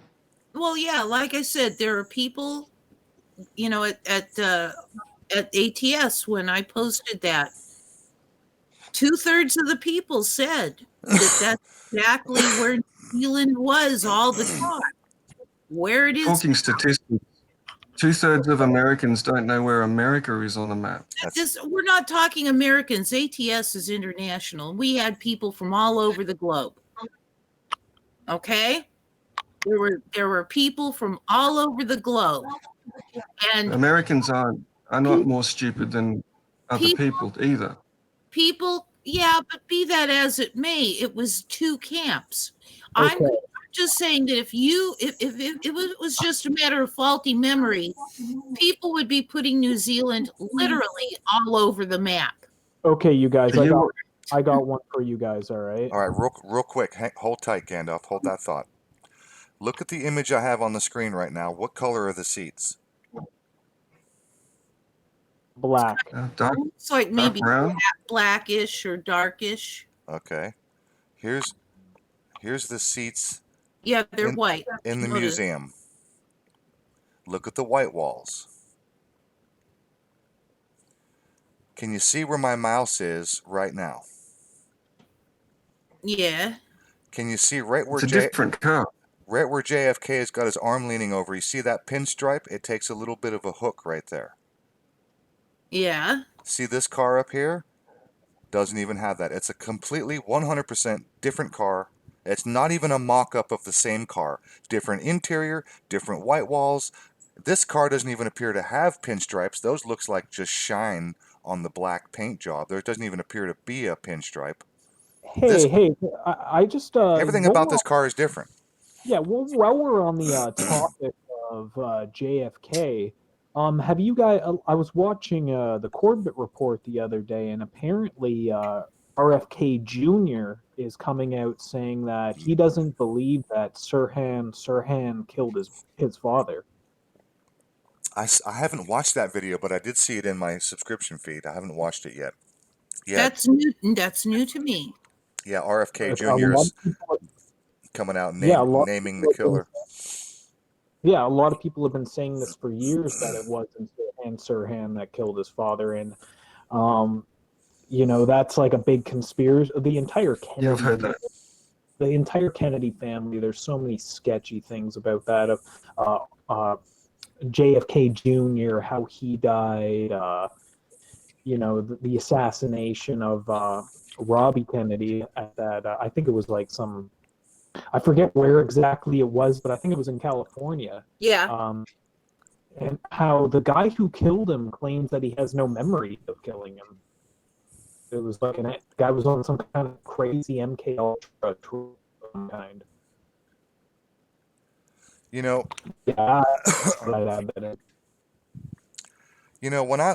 Let me just say this real quick regarding this mock-up of the JFK car in the museum. Museums, in a lot of cases, are nothing more than tourist attractions. Not always. There are some genuine artifacts and worthy of your time and money to go see. But in many cases, they're simply tourist attractions. They're like this example of JFK and Jackie Onassis, because Jackie, they got everything correct. His suit, her clothes, all that is the same. But nothing about the car is the same. Nothing. Not the interior, not the exterior, not the number of the seats, not the white wall tires, the pinstriping, nothing. It's just something for people to fucking look at. It was taken. No. Yeah, which museum is it in? Yeah, I have no idea. So it could be. Anyway, Gandalf, you said you had a good example. Let's do that real quick, and I want to move on to Mudflood. But I mean, my point still stands. If our timeline was changed, if an alternate universe is bleeding into ours, first of all, this JFK example that I'm showing you it's probably one of the worst examples ever. And the only other thing of significance are labels of fucking Fruit Loops and one or two movie lines and movie quotes. And then everything else boils down to faulty memory. So go ahead. Well, we shouldn't stay on. There's so many of these topics, you know what I mean? Like, we shouldn't stay on one for too long. But I know. Nail it down real quick. Okay, while we're on this subject, I just want to say quickly, okay? I'm watching, like, I don't know about Mandela effect if it's real or not, but, it's weird. It's really strange. The other day, I'm watching a movie called Prometheus, right? This movie came out in 2012, Yep. and I'm like obsessed with this fucking movie. Like, it's one of my top 10 movies fucking ever made, okay? Prometheus. Okay. So I'm watching it, and so they're flying down. They're coming to the engineer moon around the planet, and they're flying down to where they say, "Oh, look, God doesn't build in straight lines." So they round the bend and they go to where the engineers, the giants, built this laboratory to concoct all kinds of crazy shit. And it's this big oval, it's like a big dome structure. Now, I watched this movie, I've seen this movie maybe like 20, 30, 40 times. This time I watched this fucking movie and they round the bend and they see the engineer's structure, this dome temple stone building. And what do you know? Instead of one dome temple stone structure, which I remember, there's a line of them. There's like 10 of the fucking things. That that it's like I can't believe I don't remember seeing that those or 10 other dome engineer That's structures I have before. I'm gonna have to chalk that up as faulty memory. It might be, but it blew me away, man, because I'm a I've movie seen. buff, dude. I'm a big movie Happens buff. to me all the time. There are some movies that I have also watched 10, 20, 30, and 40 times. I'm not proud of that. But there are some movies that I'm just in love with and infatuated, and I just will watch it. Like Dune, for instance. I'll watch Dune again and again and again, and I've probably seen that movie 25, 30 times. And I'll watch it again. Close Encounters of the Third Kind, one cult classic, one of my favorites. I've seen that movie 30, 40 times. I'll I watch, saw a big once. yeah. But, the thing is, Gandalf, even though I've seen a movie dozens of times, I'll watch a movie again and see stuff that I missed all those other times. Yes, That yes. happens all the damn time. That doesn't mean Mandela. It doesn't mean alternate universes. It doesn't mean CERN is ruining our timeline. It means my memory is shit and I can't pick up everything all the time. Roof, you're probably right. All right, next topic. Okay. I'm probably right. That's good enough. Yeah, let's draw a line under it there and move on. All right. Okay, so this particular video, I might, Sorry. I might want to try to play some of this video where he starts to get into the mud flood here. Is the Great Mud Flood is not so subtle, and I want to take a closer dive into the mud flood and the evidence for it, and then we're going to link that back to the Mandela effect. Okay, so I just played a tiny portion. What I would like to know from my audience, can you hear the audio from the video? Somebody in the chat, let me know that you heard that little portion that I just played. Well, I can't hear it, Oh, Rufus, Charles so you'll Koss have to is tell me in my chat. Charles Koss. Charles, you get a wrench. Oh, Charles Koss. I miss you, buddy. I don't think has Charles Koss ever been in my chat? I think he was once before, at least. All right, cool. Charles, thank you. He said he heard it. Okay, so you can hear the audio. Okay, I'm going to play a little bit of this video, and I'm going to go. Unfortunately, I'm going to be stopping a lot. I started watching this, Amy. This is the video you sent me Yes. from Observation Deck, and I just want to show Yes. that real quick to the audience. This is Observation Deck produced this video, and I created like 2 pages, almost 2 pages worth of notes. I started at 6 minutes 24, which is right about almost where I am.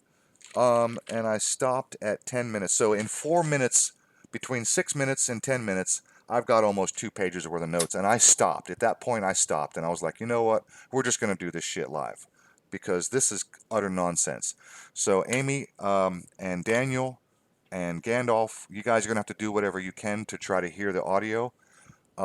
Maybe go to my channel and unmute my video, and there will be feedback. If you speak while it's unmuted or whatever, there may be feedback. If you actually, what you might want to do is mute your mic so that the audio coming through your computer doesn't pick up from your microphone and then create the feedback audio.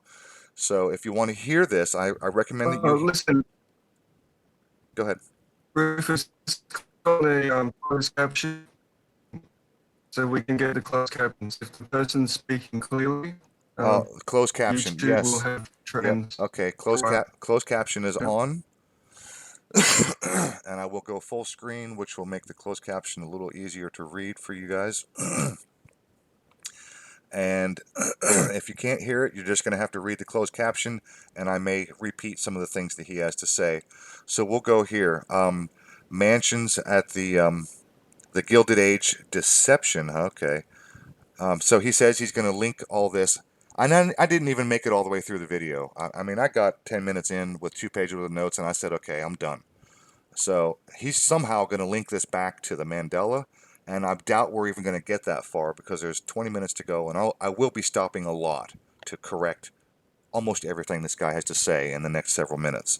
So I'll play a couple minutes, and we'll go from there. So what is the Great Mud Flood? So for those of you who've not heard about this, and I'm not surprised if you haven't, you'll understand why in a second. So let me just start by asking the question, would it be possible to hide a complete history? Such a recent complete history. All right, I'm going to stop right here already.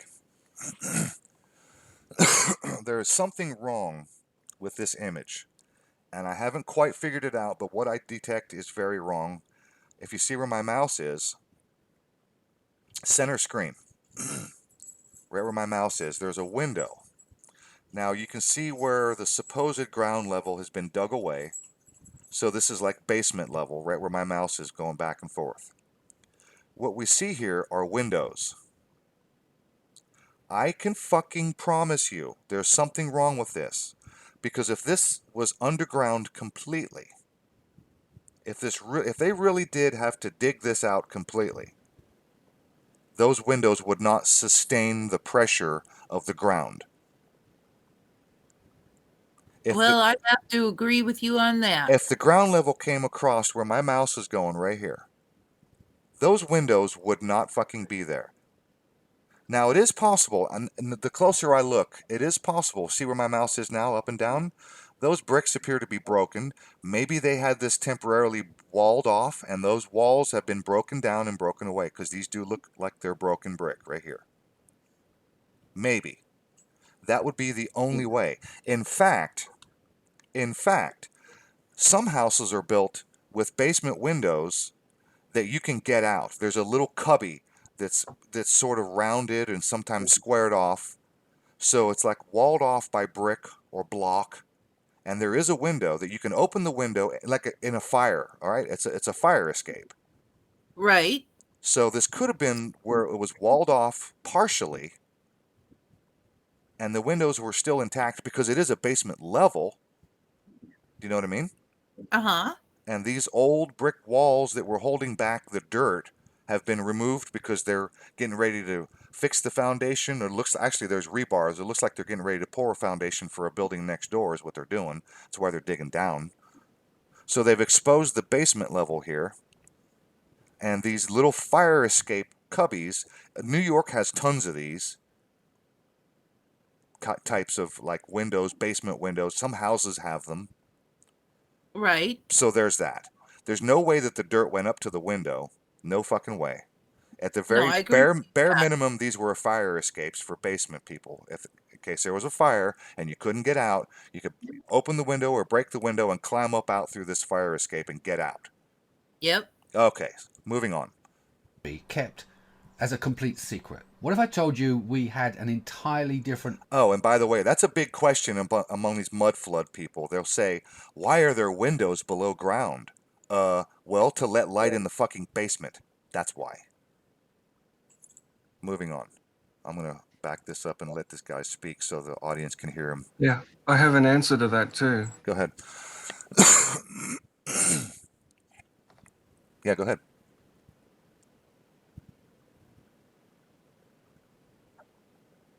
Daniel, I don't hear you at all. So, Okay, so I was talking to an engineer who was digging out the street in London, and oh no. your audio is coming in and out, buddy.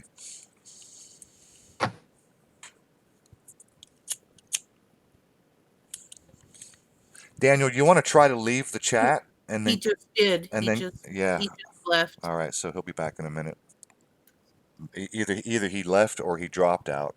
Maybe internet, his bandwidth. Hopefully, he'll be back in a second. Yeah, we'll keep our fingers crossed. Anyway, I'm gonna I'm move on. looking forward to what his I friend. know, right, There right, he is, right when there he he had is. an explanation. There he is. Can't hear me. Okay, can you hear me? Oh, now we Yes, can hear you. much Yes. better. Okay, I just restarted. Okay, so I was in London and I was seeing this, and there was windows and rooms below street level, and there were people working on the street. And I went up and spoke to one, and he said, "Go and talk to this guy." And he was the engineer, the foreman of the site. And I said, "What's going on? Why are these buildings below the street?" And he said, "Well, there's a couple of reasons. One is that we've built the streets up over time. Another is that the people who own these buildings are actually turning their basements into extra rooms, and sometimes they will dig down deeper just to create more room because they can't go out, they can't go up, so they go down." And to me, that was a very reasonable explanation. He said, underneath this road here, that's above the street, is the power lines, there's stormwater, it's full of stuff. Mm-hmm. So when we built the roads, we had to build it over the top of all this other stuff, and we had to add all this stuff to it. And that to me was a very reasonable explanation. Bravo. Thank you. I'm glad you're here for that. Excellent, excellent little gem. Thank you. And absolutely, that's completely reasonable. And yes, that is true. People do dig out their basements to create more room. Absolutely, that happens all the time.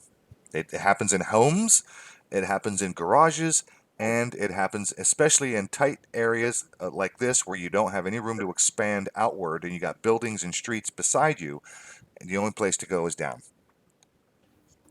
Yeah, and then they build the street.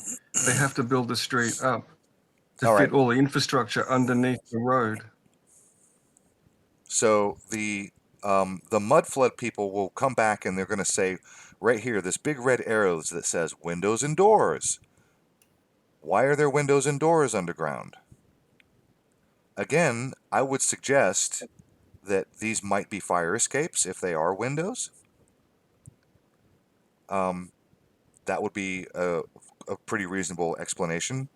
And just like Daniel said, if this was a mud flood, let's keep in mind, let's just let's hypothesize for a moment. Let's say a mud flood did come along. This the red arrow on the top, it says street level. Let's say a mud flood did come along. How convenient that the mud flood stopped right at the bottom of that level, not halfway up. Just right there at that perfect level, just below all of these doors and windows on the ground level. Yeah, I'm And glad you noticed that. that's a marvelous coincidence. Thank you, mud flood, for stopping right where you needed to, so we could only, anyway.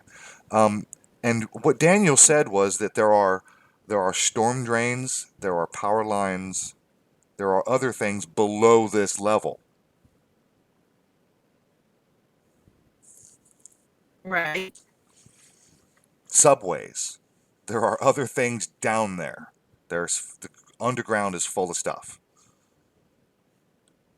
Years ago. And prior to that era, Yeah, and you it was can a see the civilized foundations of that building as well, which they do dig deep to make the foundations. You're damn right they do. You're going to build a big building. You don't just put it on the topsoil. It's going to sink and settle and crash and fall down. And that's another thing too. This is the is foundation. sinkage. You can clearly see that this is the foundation of the building right here where my mouse is, below the red arrow on the left. Yeah, we're saying it's the real level. No, it's not the real level. That is called foundation. Yeah, The buildings do sink. buildings also sink. Over time, a building will sink. Yeah. And it will sink by, maybe a couple of centimeters a decade, but they sink. If they're not built on bedrock, they will go down. Excuse me. Got a little phlegm down in the bottom of my throat. Sorry. Moving on. Which has been almost eradicated from the history books, maps, and references, and even erased from a collective consciousness. Welcome to the mud flood. Well, according to all the evidence, they've managed in less than 4 generations to remove almost all references to whatever the pre-civilization was prior to the mud flood. So I don't know why he showed this particular picture. This isn't a very old picture. It doesn't. Looks like Russia. Let me turn the closed caption off for a second. It doesn't have a timestamp on this image. It's just an old picture from Russia somewhere. This is a market square, and it says so right there. The market square in Volgograd. It's a market square. What does this prove? This picture proves nothing. Why is he showing this? It proves that there was a rapid expansion of population at that time. The city hadn't to whatever caught the up. pre-civilization was prior to the mud flood. Now, I say pre-civilization because we're not just talking about covering up a global event, because although a lot of... This is a pretty good picture here, Daniel. What do you think of this one here? The picture on the right shows the full-sized open doorway. The picture on the left, this is Photoshop. Oh my God, this is Photoshop. But that's not... This is How Photoshop. do you tell? How do you tell? Okay, can you see my mouse on the left picture? But it's not a doorway. Hang on. Oh, yeah. See these two I people think you're standing right. here? Yep. Look at the two people on the right side. Exactly the same. Yes, they are. This is fucking Photoshop. I agree. And most of them are. If you look closely, you'll find that most of them are photoshopped.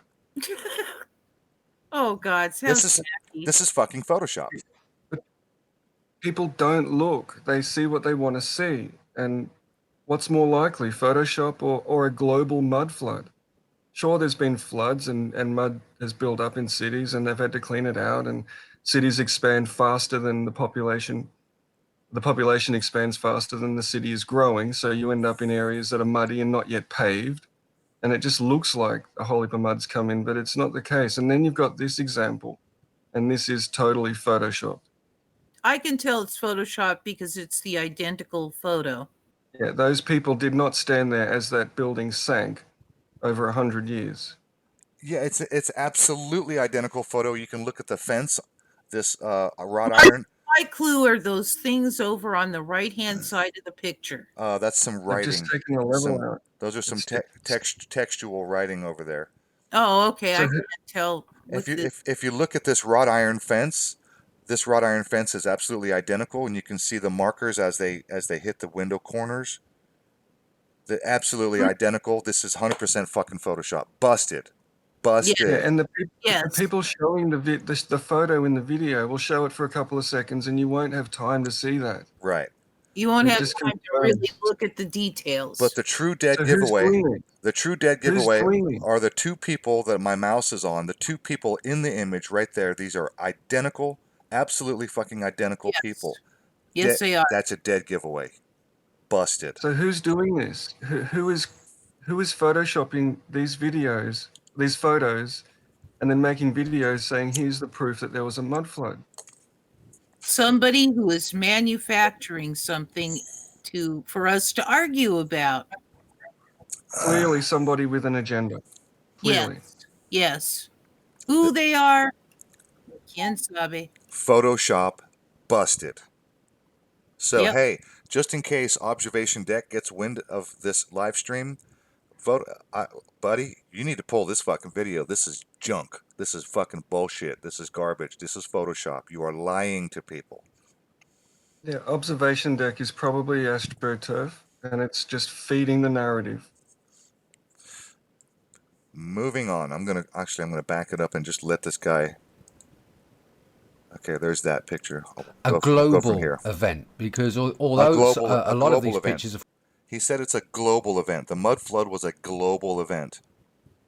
No, the geological record does not show that there was a global mud flood. I'm sorry. That's just Nor the historical record. Nothing shows it. no. No, and we'll get to it in a minute, but this idea that there's these orphan trains because they needed children to dig out the cities, and this mud flood came along and killed everybody except what?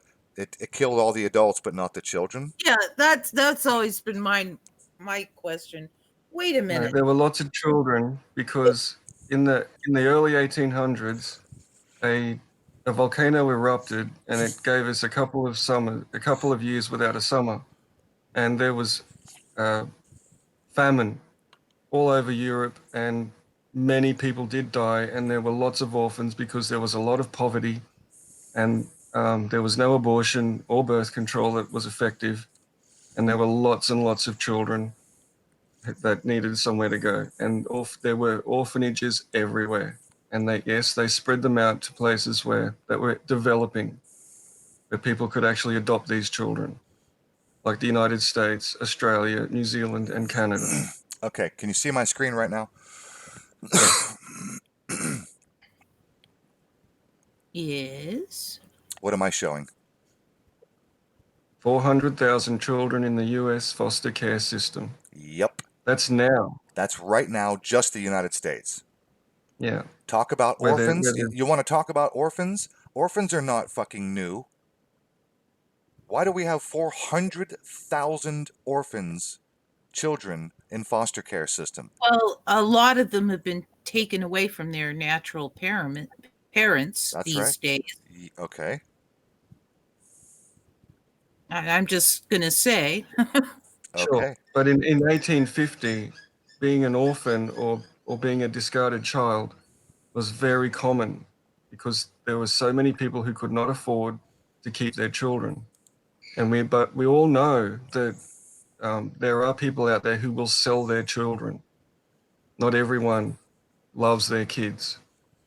Unfortunately, that's correct. That is sadly true. Yes. And when you add poverty to that mix, that number of people who don't care for their children, it increases dramatically, unfortunately. Yep.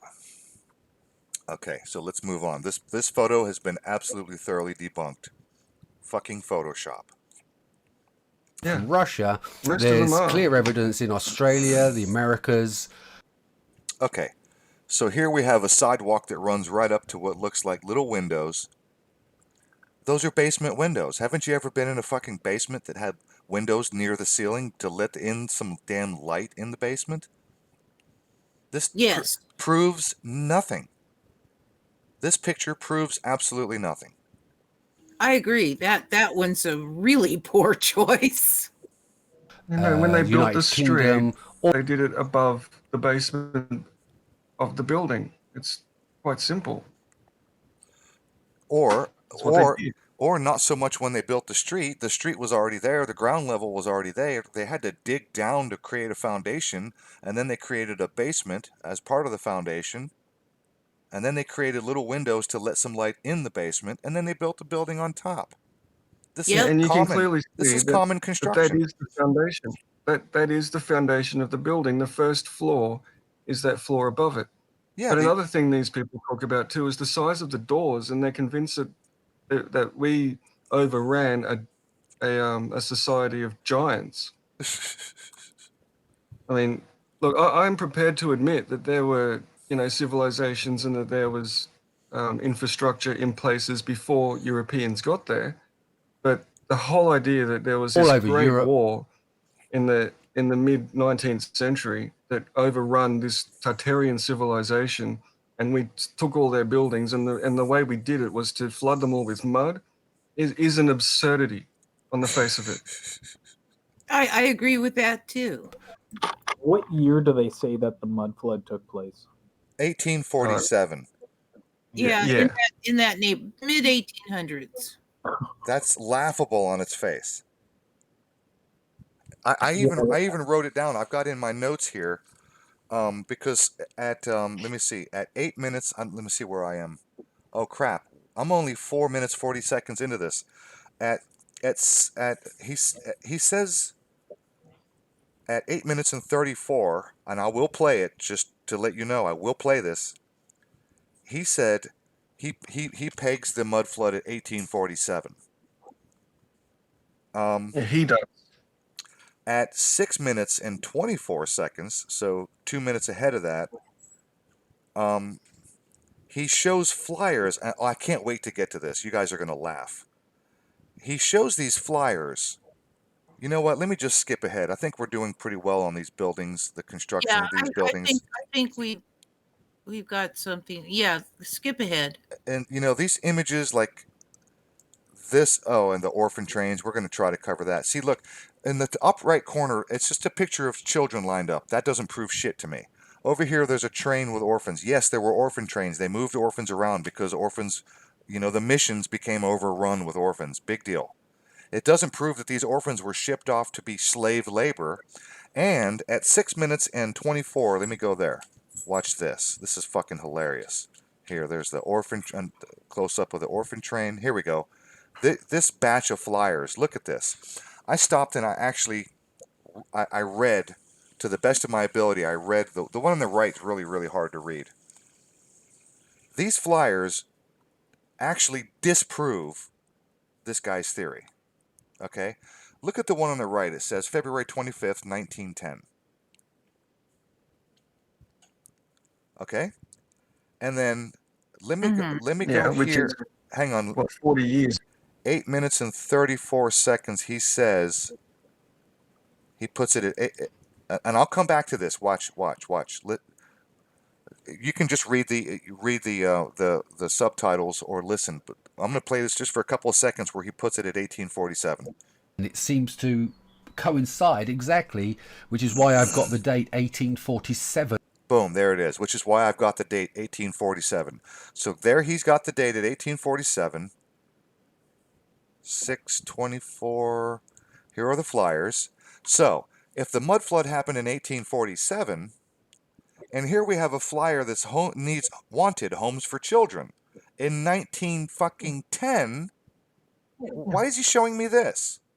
Can you do math? 37 years before. That's 63 years. Yeah, that's a bit That's 63 absurd. fucking years later. Why do we have orphans in 1910 from the mud flood in 1847? How much fucking sense does that make? Well, It doesn't. these were special orphans. They didn't grow up. They just stayed children. This is.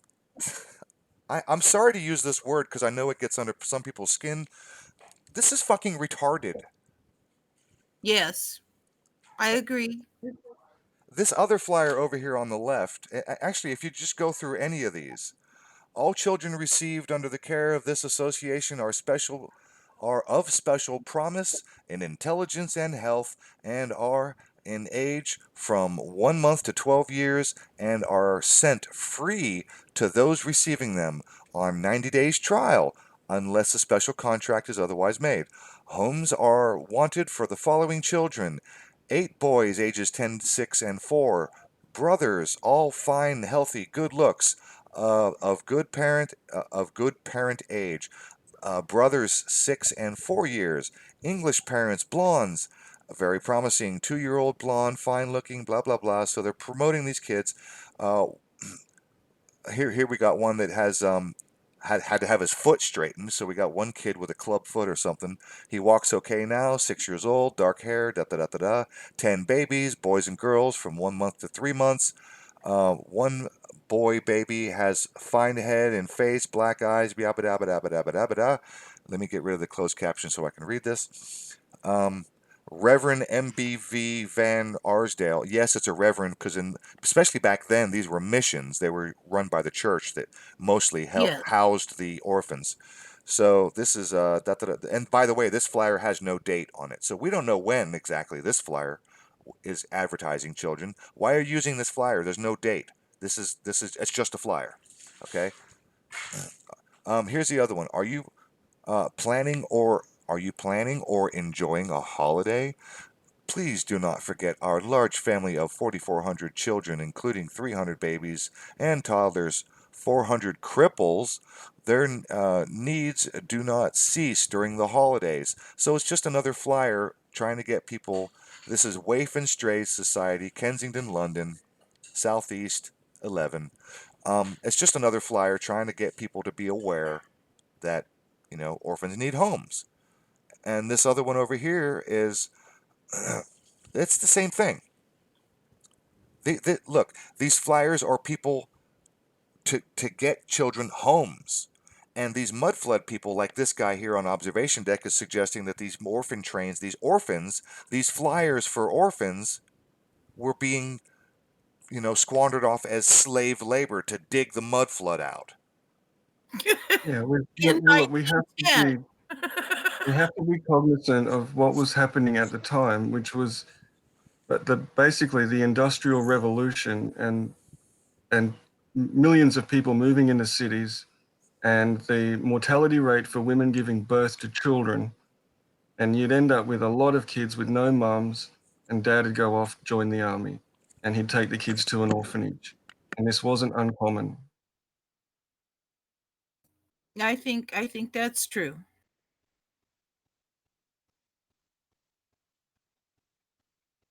Where did our host There's guy?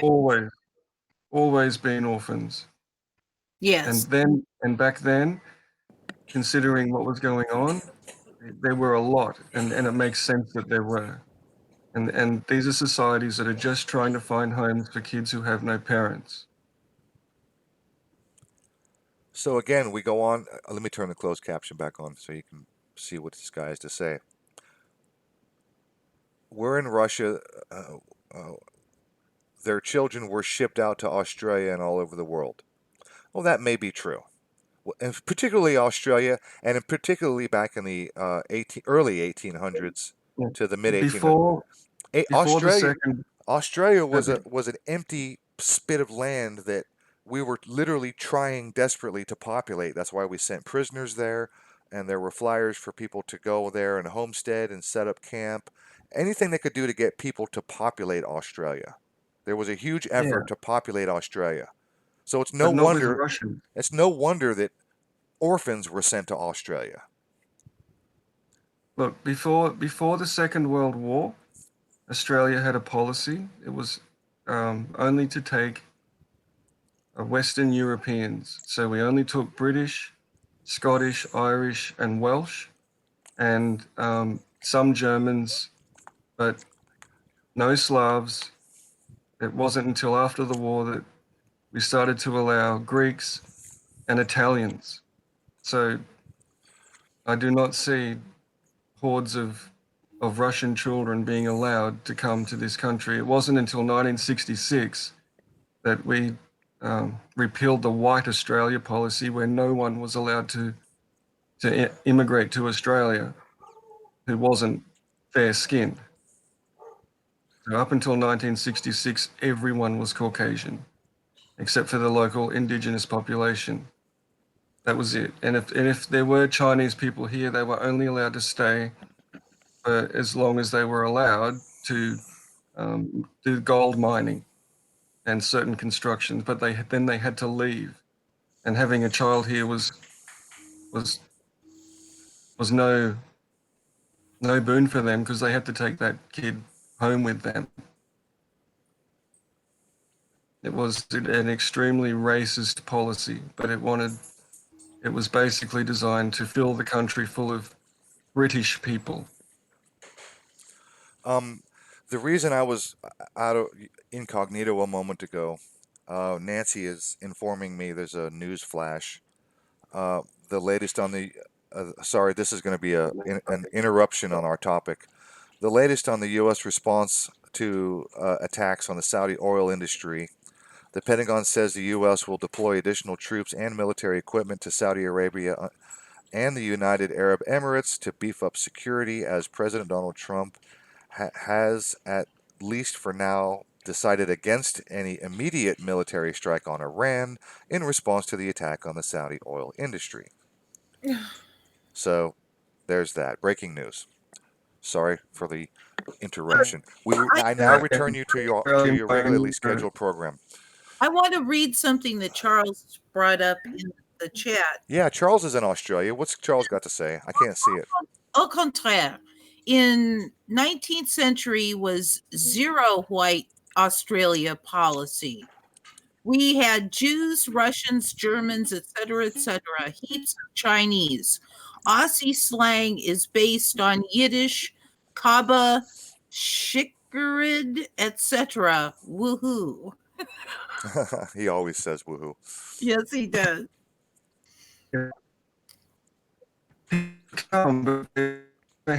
You're breaking up, Daniel. Daniel, please repeat if you can. We couldn't hear any of that. You're underwater. Who were allowed to No. Sorry. Hold that thought.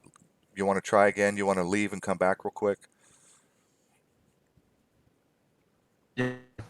Yeah, your signal's terrible. Why don't you jump out and jump back in and see if that helps.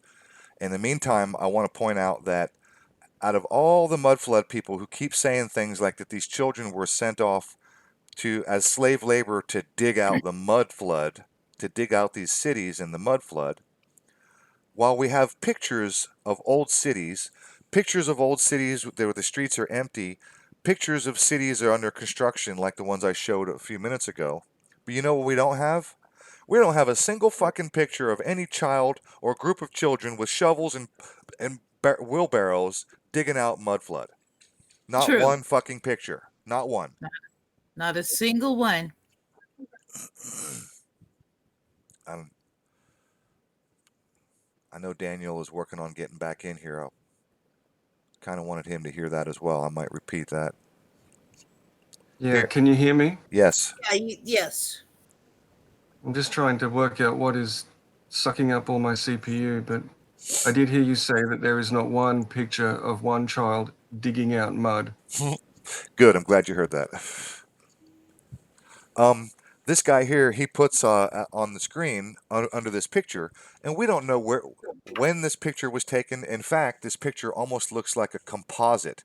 This actually, if you look very closely at these people, it could be a real picture, but it kind of looks like a composite. Like this woman does, she looks out of place. I don't know. Let's just say it's a real picture of a bunch of kids in Russia. It could be a school. It could be a gathering for a festival. They're all decked out in their garb. Some of them are sort of dressed up. This doesn't look like normal everyday clothing for half of these kids. A couple of them on the bottom look like Russian Boy Scouts. So this could be a gathering for a festival. Look, they got pom-poms in their hand. What are they holding?